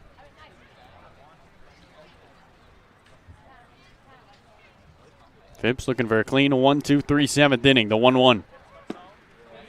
Check swing. Marcano does not go around, says Kevin Coughlin, the first base umpire. And they count 2 balls and a strike. Marcano has taken 2 walks today in his 3 at-bats. 2-1. Swing and a miss. Big hack. And they count 2 balls, 2 strikes to David. Yeah, Falmouth has been going to their strength tonight, and that's hitting the home run. Tied with Orleans at the beginning of this game with 17 home runs, and they have hit 3 tonight. Yeah, I think this is the game we expected yesterday when we came in, the 2 top offensive teams on the Cape. And we got 6 combined hits. Today, 15 combined runs. 2-2 is skied down the right field line, over towards the dugout. Back goes the first baseman, Malone. And behind the Orleans dugout, he makes the catch to retire the side. A 1-2-3 inning for Phipps. We'll head to the 8th. Here at Eldridge Park, it's 11-4. Falmouth over Orleans. All right, fans, as we head to the top of the 8th with Falmouth leading Orleans 11-4, let's have one more look at the Around the Cape League score update here. YD defeating Brewster 5-4 in 8 innings from Stony Brook Field. YD winning 5-4 over the Whitecaps. And Hyannis, when we had our last update, Carlo, when the Harbor Hawks were leading 1-0 heading into the 8th inning, the Bourne Braves came back and won the game 5-1 from McKeon Park. So Braves avoid the defeat from Hyannis. They win 5-1. And then from White House Field, Katuitt versus Harwich. It's Harwich with the victory 6-3 over the Kettleers from White House Field. And so those are the 3 games from tonight. Chatham and Wareham have the day off, and so those were your games from around the Cape tonight. Thanks so much, Gareth. Unfortunate that Hyannis could not pull off the upset. And the Harbor Hawks will have to wait another day to try to pick up win number 3 on the season. New pitcher on the mound for the Firebirds. It's the righty Jeff Pramel making his 3rd appearance of the year. Pramel just 2 games ago took on YD, gave up 2 hits, struck out 2, and his 2/3 innings of work. Pramel, a lengthy right-hander out of Southern New Hampshire University. Gareth, what can we expect from Jeff Pramel here in the 8th? Yeah, Pramel, his fastball is going to run around low 90s, 91, 92. You'll maybe get an occasional 93. He does have a changeup as well as a slider, so he's sort of a 3-pitch mix. That changeup will run around the mid to high 80s, but Pramel getting the appearance here right now for Orleans, and he's been a bit up and down for the Firebirds so far this summer. Still trying to find a little bit more consistency on the mound, but this is a good opportunity for him to sort of refine his stuff and see some hitters here. Pramel will face Borfin, Smith, and Anthony Hall in the top of the 8th inning. Falmouth 11, Orleans 4. And a foggy night here at Eldridge Park. And the Firebirds, unless the offense comes alive, looking like they're headed towards loss number 3 in a row, which would be the longest losing streak of the season. And in a 40-game season, now cut down to 36. 3 straight losses is a lot in terms of standings. Yeah, we'll have a couple of defensive substitutions here for Orleans. Benjamin Blackwell has entered the game. He's now at 3rd base for Corey Acton. And new guy, Trey Harmon, who just got activated this morning, committed to Stetson. He's at 1st base now. First pitch to the lefty Borfin. He fouls one straight back. The count, no balls and 1 strike. So Harmon at first. Blackwell at third. Only the second time this year Benjamin Blackwell is playing down the left field line. The 0-1 misses inside to Borfin. And the count 1 ball, 1 strike. Borfin so far today with 1 hit back in the 6th. He walked in the 2nd. Prammer's 1-1 in the dirt. And the count 2 balls and 1 strike.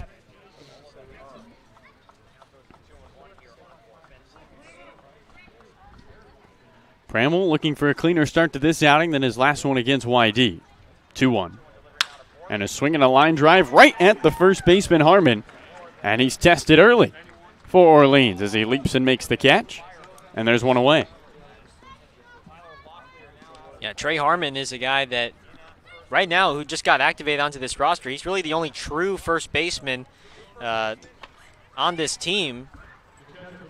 And you've had Tyler Locklear today. He's more of a third baseman than a first baseman, but he's getting some reps at first. Julio Marcano, who's a utility guy, so he can play all over. Matt Goodhart, who's been more of an outfielder, getting some reps at first base. But Harmon, he's more of a true first baseman. That's his calling card. Righty Taylor Smith swings at the first pitch and picks up air. And the count, no balls and 1 strike to him. The crowd is mostly head for the parking lot here at Eldridge Park. Not a lot of people still waiting this one out. Firebirds down 11-4 to Falmouth. In the top of the 8th, 0-1. Strike paints the outside edge. And the count, no balls and 2 strikes. Fog has cleared up a little bit, though. We can see the parking lot in right now. It's about 20 yards past the right field fence. 0-2. Swing and a miss. Jeff Pramel strikes out Taylor Smith. First strikeout for Pramel. And the first 2 batters at the top of the 8th retired in order, and up comes Anthony Hall. Yeah, now you can see some of those fans and behind the fence, and you can see some of the bullpen guys out in Orleans in right center field. You can see them a little bit more clearly, something that we really couldn't see at all much of a couple innings ago, or for really majority of this game. So up comes Anthony Hall, who has scored in 3 of his 4 at-bats today. First pitch to the lefty, and he swings and misses. And the count, no balls and 1 strike. Well, Jeff Pramel has really settled in here, Gareth, for the Firebirds. 0-1. Another wave. And quickly, no balls and 2 strikes to Hall. I mean, it would certainly be his cleanest outing yet if he can retire Hall here. 0-2 to Hall with the bases empty and 2 outs in the top of the 8th. Pramel deals. And a swing and a line drive down the right field line, hooking foul. Over to the right of the chalk. And another 0-2 pitch upcoming.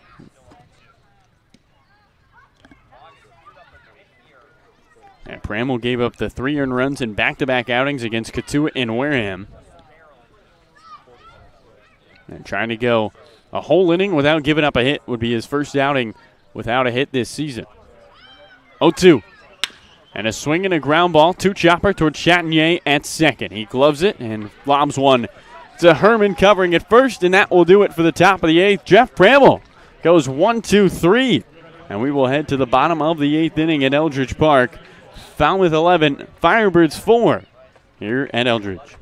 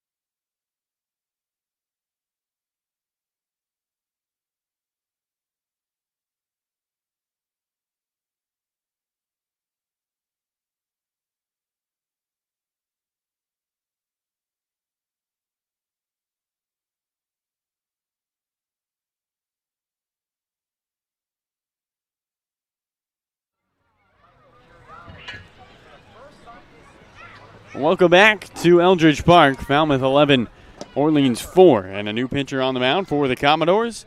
It's Mikey Tepper, the newest national champion out of Mississippi State. Did not appear on the mound for Mississippi State in the postseason. Had a 5.25 ERA and just 12 innings of work. Very limited.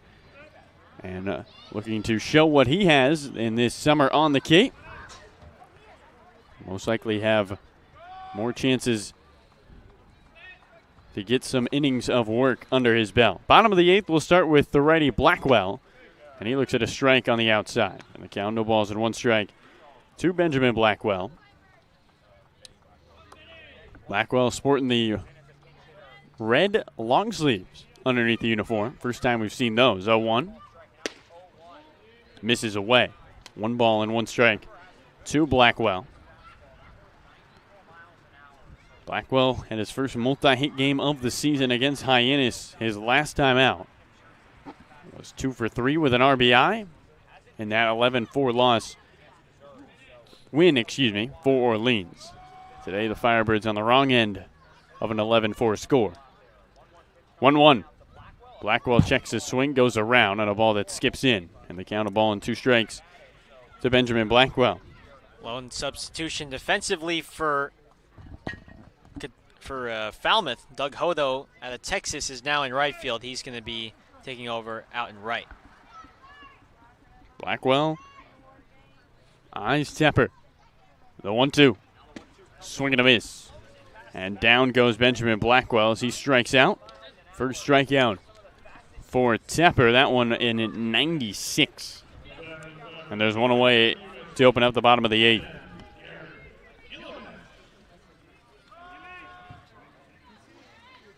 So up comes Garrett Guillemette, who's got the biggest hit of the night for the Firebirds today. Opening offering to the right-hander. And takes a strike on the outside. At 95 on the radar. Guillemette a single back in the 6th, the 3-run home run in the 2nd. 0-1. Swinging a foul straight back. And the count quickly, no balls and 2 strikes. Yeah, Tepper's going to come at you at that high 3/4 slot, 92 to 95. He'll top around 97 with the fastball. And then he also has a curveball slider in his arsenal, mostly just a 2-pitch guy. He also has a changeup who doesn't throw it very often. 0-2. Swing and a miss. Back-to-back strikeouts for Mikey Tepper, who has burst onto the scene as a Falmouth Commodore. And there's 2 gone for Peyton Chatinier. Definitely isn't fun facing a guy late in this game who's pumping in mid-90s stuff. Tepper looks like he might be a key piece down the line for this Falmouth team. Falmouth 11, Orleans 4, 2 outs, bottom of the 8th, and the base is empty for Peyton Chatinier. Opening offering to the right-hander, and he looks at a ball low. Chatinier 2 for 4, back-to-back singles in the 1st and the 2nd. Coming up for the 5th time today. 15 combined runs, 18 combined hits. 1-0. Chatinier sends one up the elevator shaft. Shallow center field. This one in on the infield. The second baseman, Taylor, behind second base, over to his right, makes the catch. And that will do it. Mikey Tepper's first outing as a Commodore, and he goes 1-2-3 with a pair of strikeouts. We will head to the final frame at Eldridge Park. It's the top of the 9th upcoming. 11-4, Falmouth on top of Orleans.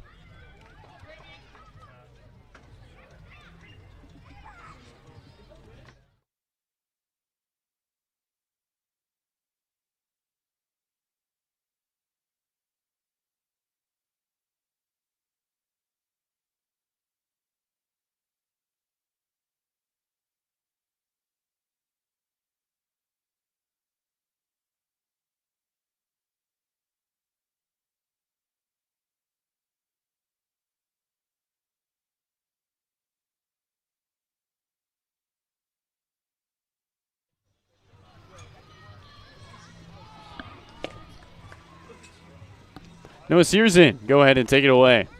Yeah, appreciate it, Gareth. So we had another trivia question today.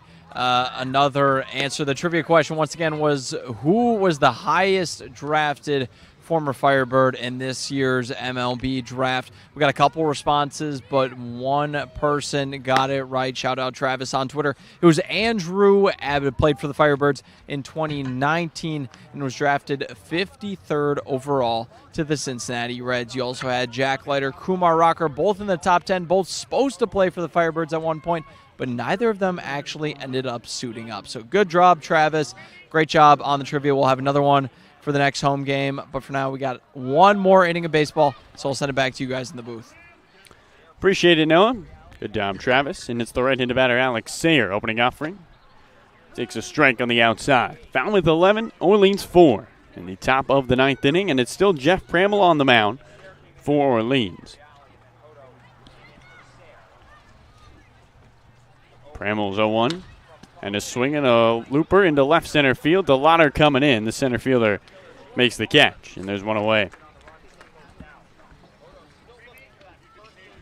So Hodo flies out to center field, and up comes Jake Ducart with the bases empty and one away. Pramel's longest outing was his 2-inning outing against Wareham, which he gave up those 3 earned runs. Trying to match that here today. Falmouth 11, Orleans 4. Ducart hit by a pitch his last time up. First pitch, and he swings and he skies one into left center. Going over the left fielder Marcano. He starts on the jog forward, and he meanders into an out. Quickly, 2 away. And Marcano almost slipped initially on his first step back while trying to read that fly ball. I mean, just to show you, these conditions have been far from ideal tonight. The fog, the slippery grass. This is Cape League baseball for you. Right-handed batter Brennan Malone, opening offering. Up high. Fastball misses, and the count 1 ball, no strikes. Pramel went 1-2-3 in the 8th, trying to mirror his performance in the 9th. 1-0. And a pop-up straight back, and the count even 1 ball, 1 strike. Firebirds will be on the road against Harwich tomorrow. That game will start at 5 o'clock. 6:30. Oh, close. 1-1. Misses away. 2 balls and a strike. We'll have first pitch at 6:30. Pregame at 6:15. We'll be on the road, so as usual, it'll be an audio-only broadcast, but stay tuned for our pregame show with Noah Searson. Bramwell kicks 2-1. Misses away. 3 balls and a strike to Malone. Malone out of the University of South Carolina. Reportedly in the transfer portal. 3-1. Strike on the inside. He was halfway across the home plate. About to tosses back to the dugout and has to look back in for a 3-2 pitch. Primal deals. Misses low and away, and a 2-out walk to Brennan Malone. Keeps the top of the 9th inning rolling as up comes Cody Colden, who has been the man of the night for the Commodores here at Eldridge Park. It's 2 games in, but I think it's fair to say Cody Colden has some serious ownage against this Orleans team. 5 RBIs for him. First pitch, and he swings and skies one into center. DeLauder, the center fielder, who's been busy, waits for it to his right, sets his feet, and makes the catch. Jeff Pramel goes 2 innings, gives up 1 walk, no hits, and no runs. We'll head to the bottom of the 9th. Firebirds got some work to do. Down 11-4 to Falmouth.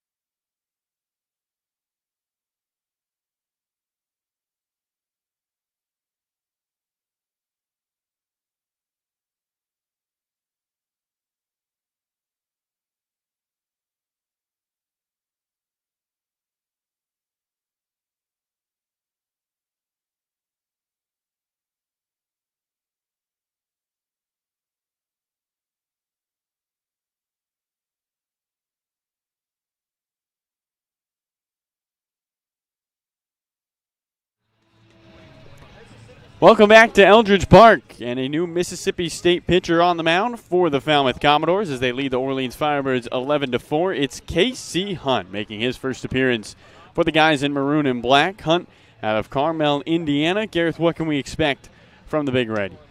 Yeah, Casey Hunt's going to come at you with a fastball like Tepper's. It's an electric fastball. It'll run mid to high 90s, 93 to 97 from a 3/4 arm slot. He's got a curveball and a slider and a changeup that he'll throw from time to time. But he's mostly just a 3-pitch guy. It's a very heavy fastball usage, and he will like to use that slider when he's ahead in the count. So mostly sort of fastball and then off speed moving away from a right-handed hitter into a left-handed hitter. Hunt listed at 6'4", 205. And he will face Luke Keishel to open up the bottom of the ninth. Firebirds need 7 runs to tie, 8 to win. As Keishel digs in to face Casey Hunt. The fog has subsided slightly. And the Firebirds with their backs against the wall, facing their second straight national champion Mississippi State pitcher. First pitch. Keishel looks at a ball low. The count 1 ball and no strikes. Casey Hunt comes from a baseball family. The 1-0.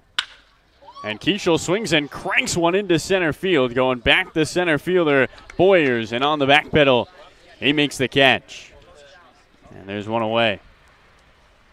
That's the best hit ball by Keishel so far, and, well, he's got the Orleans Firebirds initiation, Carlo. Welcome to Eldridge Park, Luke Keishel. His first game here in Orleans, and he gets the Miss Eldridge treatment. A home run to center that ends up in an out. Right-handed batter Julio Marcano looks on, takes a ball low. And the count 1 ball, no strikes. Talked about Hunt's baseball family. His brother played at Tulane, where he was an All-American, 2008 Conference USA Pitcher of the Year. 1-0, misses away. 2 balls and no strikes to Julio Marcano. Hunt's brother went ahead to be a first-round pick of the Minnesota Twins in 2008. 2-0 off the outside, 93-mile-an-hour fastball misses. But Hunt's brother has turned what was a stellar baseball career into a scouting career. A VP of scouting at Prep Baseball Report, 3-0. Strike at the knees. 3 balls and 1 strike to Julio Marcano. Marcano singled back in the third, hit by a pitch and walk, 3-1. And that misses inside. Firebirds need a lot of base runners. And Marcano gets on with a walk. And there's 1 on with 1 out in the bottom of the ninth. Falmouth leads 11-4. So up comes Chase DeLauder with 1 on and 1 out. DeLauder hitless so far today. Walked back in the 5th as the left-handed batter faces off against the right-handed pitcher Hunt. Opening offering. Misses high. And the count, 1 ball and no strikes.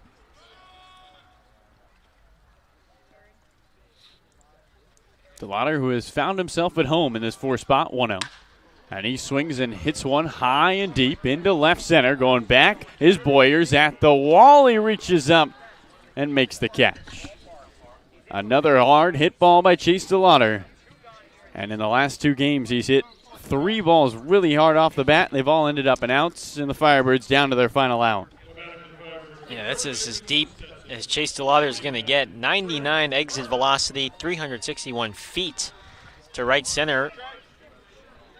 And all hard hits tonight for Chase DeLauder today. Well, up comes Trey Harmon in his first at-bat with the Firebirds. With Marcano at first and 2 outs, opening offering to the righty is a ball away as Marcano running takes second base uncontested. Harmon on his way to Stetson after graduating from Kentucky in 3 years. 1-0. Swing and a miss. And the count 1 ball, 1 strike. We got some names right now facing each other, Gareth. French Baker Harmon III is Trey Harmon's full name. 1-1. Strike on the outside, a ball and 2 strikes. And Kyle Clemente Hunt is on the mound. So Kyle Clemente Hunt about to deal a 1-2 pitch to French Baker Harmon III. Here it comes. And a swing and a miss, but a foul tip. And Harmon stays alive to see another pitch. Falmouth 11, Orleans 4. Bottom of the 9th inning. Marcano at second. And Casey Hunt trying to close things out. 1-2. Strike 3 at the knees. That's how Trey Herman's career with the Firebirds finishes. A strikeout. That's how Trey Herman's career with the Firebirds begins. A strikeout looking. And that will do it here from Eldridge Park. Falmouth 11, Orleans 4. The Firebirds drop 3 in a row for the first time this season as they lose both ends of the home and home against the Commodores. And they'll look to end the losing streak with a game tomorrow against the Mariners. Gareth Kwok is going to go and try and grab Garrett Guillemette to join us here. Noah Searson down the line looking for Matt Goodhart. Noah, if you got Matt, go ahead and take it away. Looks like Noah's still searching for Matt Goodhart. It's always hard to find these guys at the end of the game. They're always running around trying to get their stuff ready, especially if you're Matt Goodhart and you have to figure out what time your flight is to Florida tomorrow. And his final game with the Birds. Falmouth scores 4 in the second, 1 in the third, 1 in the fourth. Firebirds got 3 runs in the second thanks to Garrett Guillemette on a 3-run home run. And Orleans with a run in the fifth. Falmouth with 3 in the sixth, 2 in the seventh. Let's go to Noah Searson, who is with Matt Goodhart. Noah? Yeah, appreciate it, Carlos. I'm on the sidelines with Matt Goodhart. And first thing we got to talk about, Matt, you were in right field. And you had to battle the fog all the game. We saw it from the sidelines, absolutely crazy. And when I went out to the outfield, I couldn't believe how tough it was to see, especially in those innings 4, 5, 6. You had the best view in the house, or maybe the worst view in the house, rather. How did the fog kind of impact the game today? It impacted it pretty significantly for the guys in the outfield especially, and even some of the guys in the infield. You know, they're battling it too whenever there was a high infield pop-up. And in the outfielders, it didn't really matter if it was high or low. It's still kind of hard to pick up off the bat just because of the lack of clarity. And there are times where I was in right field and I couldn't really tell. All I could see were silhouettes of guys from the dugout, their dugout, and of course further out it was all right. But looking at home plate, it was a little difficult at times. Well, definitely a memorable experience. Not going to see fog like this very often, and for those who haven't found out yet, it's actually going to be your final game as a Firebird. Got signed earlier today when you got that call, actually after BP. What emotions were going through your head? Oh man, there was a lot of emotion going on. I was disappointed, obviously, that I didn't get to hear my name called. There's no way around that, but all I was looking for was a chance, and I was hoping that somebody was going to give me a chance, no matter how it came about. And fortunately, I got the call right after BP, and I was ready to do it, ready to go. Well, Philadelphia Phillies definitely got a good one, pun fully intended there. So you're headed off there, sad for Firebirds fans, but when you think about your experience as a Firebird this year and in 2019, one of the guys on this team that spent multiple summers in Orleans, what are you going to remember most and miss most about playing in front of these fans who were loud tonight and, have been night in and night out here at Orleans? Right. I mean, you said it right there. The people, the fans, everyone that supports the Firebirds, it was a surreal experience, and I can't thank everyone enough. It was the experience of a lifetime. Both years I was here, I was very fortunate with the host families that I was able to be a part of. They were they're as good as they get, and the coaching staff, the players. I don't have anything. I can't put into words how great it's been, and I can't thank everyone else enough. Well, it's been great to have you, Matt. I know Firebirds fans are definitely going to miss you, but once a Firebird, always a Firebird. Good luck with the Phillies organization. We'll definitely be keeping tabs. It's going to be a lot of fun. Carlo, I'm going to send it back to you. I think you're talking to Garrett, so I'll send it back to you in the booth. Thanks so much, Noah. Really appreciate it. Here with Garrett Guillemette, sophomore at a USC. Garrett, 2-hit night for you, your second of the year, and a 3-run home run to left, which made it a 4-3 game at the time. Looked like was a big punch back and what became an unfortunate loss for the Firebirds. What have you seen this first couple of weeks here? 6 hits, 3 of them, the long ball this season. How has it been approaching in the plate and making contact on hard hit balls? Yeah, I haven't really been a big home runner kind of bust guy. I'm more of a contact hitter, I'd say so myself, hit for average. But, I've been getting my pitches and I haven't been missing them. I do need to learn to shorten up a little more. That's where the maturity kicks in. But I have noticed that a lot of these dudes rely on their fastball more, especially since they're high velo guys. So I'm looking forward to looking into getting my bat hit out and just letting it happen and letting the swing take over. Catch Thomas Schultz today, another new guy you've had to catch. What's it been like, so many new guys coming in and out? What's kind of like the first couple of conversations when you have a new pitcher on the mound that you're catching for the first time? It's basically, after I play catch with them in the outfield and then we go to the bullpen, I try figuring out what's their go-to pitch other than the fastball. Like Thomas said today, it depends how it was in the bullpen. His off-speed pitches today, and his slider was really on point today. A lot of weak contact with a lot of swing and misses. So pick that up really quick with Thomas for the future. Just filling them out, see what they like, and after their bullpen, we'll decide what to go to and what to shake off and everything like that. Firebirds have dropped 3 in a row for the first time this year, but a very crowded Eastern Division, so anything can really happen with a lot of games left. Tomorrow is halfway of the season, if you can believe that. What has kind of been your takeaway from this first 17 games?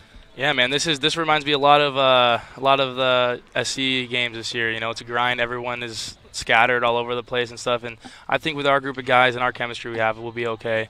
We have a bunch of competitors. We love competing, and we have the talent there too to do some damage. So I'm excited for that. Well, thanks so much for joining us, Garrett. We'll see you tomorrow at Harwich, and good luck the rest of the way. Thank you. That's Garrett Guillemette. Gareth Kwok will come back into the booth to join us. Appreciate Garrett for joining us. A 3-run home run that went 420 feet back in the second inning, and a single in the 6th, his second 2-hit night of the season. Firebirds fall to the Falmouth Commodores 11-4. Noah Searson has the one and only Jeff Pramel. Noah, take it away. All right, appreciate it, Carlo. So I'm on the sidelines right and now with Firebirds reliever Jeff Pramel. And Jeff, you came in tonight and you had a really great performance, and that's now been 2 that you've kind of strung in a row where, compared to your first couple of performances, missing a lot more bats, getting a lot more strikeouts, and overall seeming more confident on the mound. So when you reflect on those performances, what has been working for you? How have you been doing in those? I think I finally have my slider back, and that's kind of a pitch I kind of lost in the first 2 outings I had here. And finally being able to have that back and using that for a strikeout pitch, it kind of helps me a lot. Well, and if I remember correctly, I talked to Coach Troop just a little bit, and he said with you he's really working on, getting the spin on the ball and stuff like that. You've got massive, massive hands, and that you can use that to your advantage if you can get the spin on that. So is that something you've also been working on, kind of increasing the RPM on your pitches, getting a little bit more movement to help those swing and miss pitches? Yeah, I think that helps a lot with, getting my ball to be able to move as much as it does, and kind of just helps me get that strikeout pitch. And, going into the next couple games, obviously this isn't the result that you guys wanted tonight, but when you think about your performance, what can you build on from stringing together 2 straight outings and making that 3rd or 4th and hopefully the rest of the season? It definitely helps with the confidence, the confidence level I have on the mound, and, being able to go out and do, feel like myself once again. It kind of just helps with all that. Well, it's definitely a lot of fun watching you when you're dealing out there, Jeff. Thank you so much for your time. We'll definitely talk to you at some point the rest of the season, and it'll be a lot of fun. But that's all I got here from the sidelines, guys, so I'll send it back to you to wrap this thing up. Appreciate it, Noah. Great stuff there from Jeff Pramel. Gareth Kwok has rejoined Gareth, a tough loss for the Birds. 11-4. The Commodores dominate in a high-scoring game, which we really haven't seen that much this year. High-scoring games have usually gone the Firebirds' way, but Birds on the wrong end of a one here tonight at Eldridge Park. And going into tomorrow's off day, kind of feels like a must-win. Or tomorrow's game against Harwich, then the off day, kind of feels like a must-win. You don't want to go into the off day with 4 straight losses. Yeah, I think this stretch is going to be critical for Orleans, given that right now any game against an Eastern Division opponent is a big one. It's crowded right now in Orleans. They're back down to under 500 for the first time since probably the beginning of the season. They're now 7-8 with 2 ties. So for Orleans, I think they have to use that as some sort of motivation, some anger a little bit. That they were a good 3 or 4 games above 500 at one point, and now that has sort of been erased, and they are now a game under 500.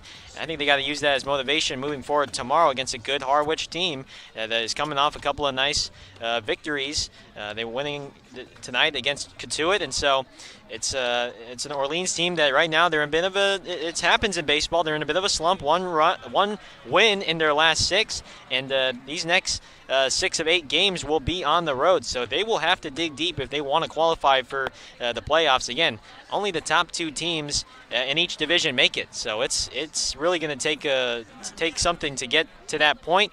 And for right now, they got to turn the ship around. Starting tomorrow against Harwich, a good Eastern Division team. Every game in the East counts, and that's where they'll have to get it done tomorrow.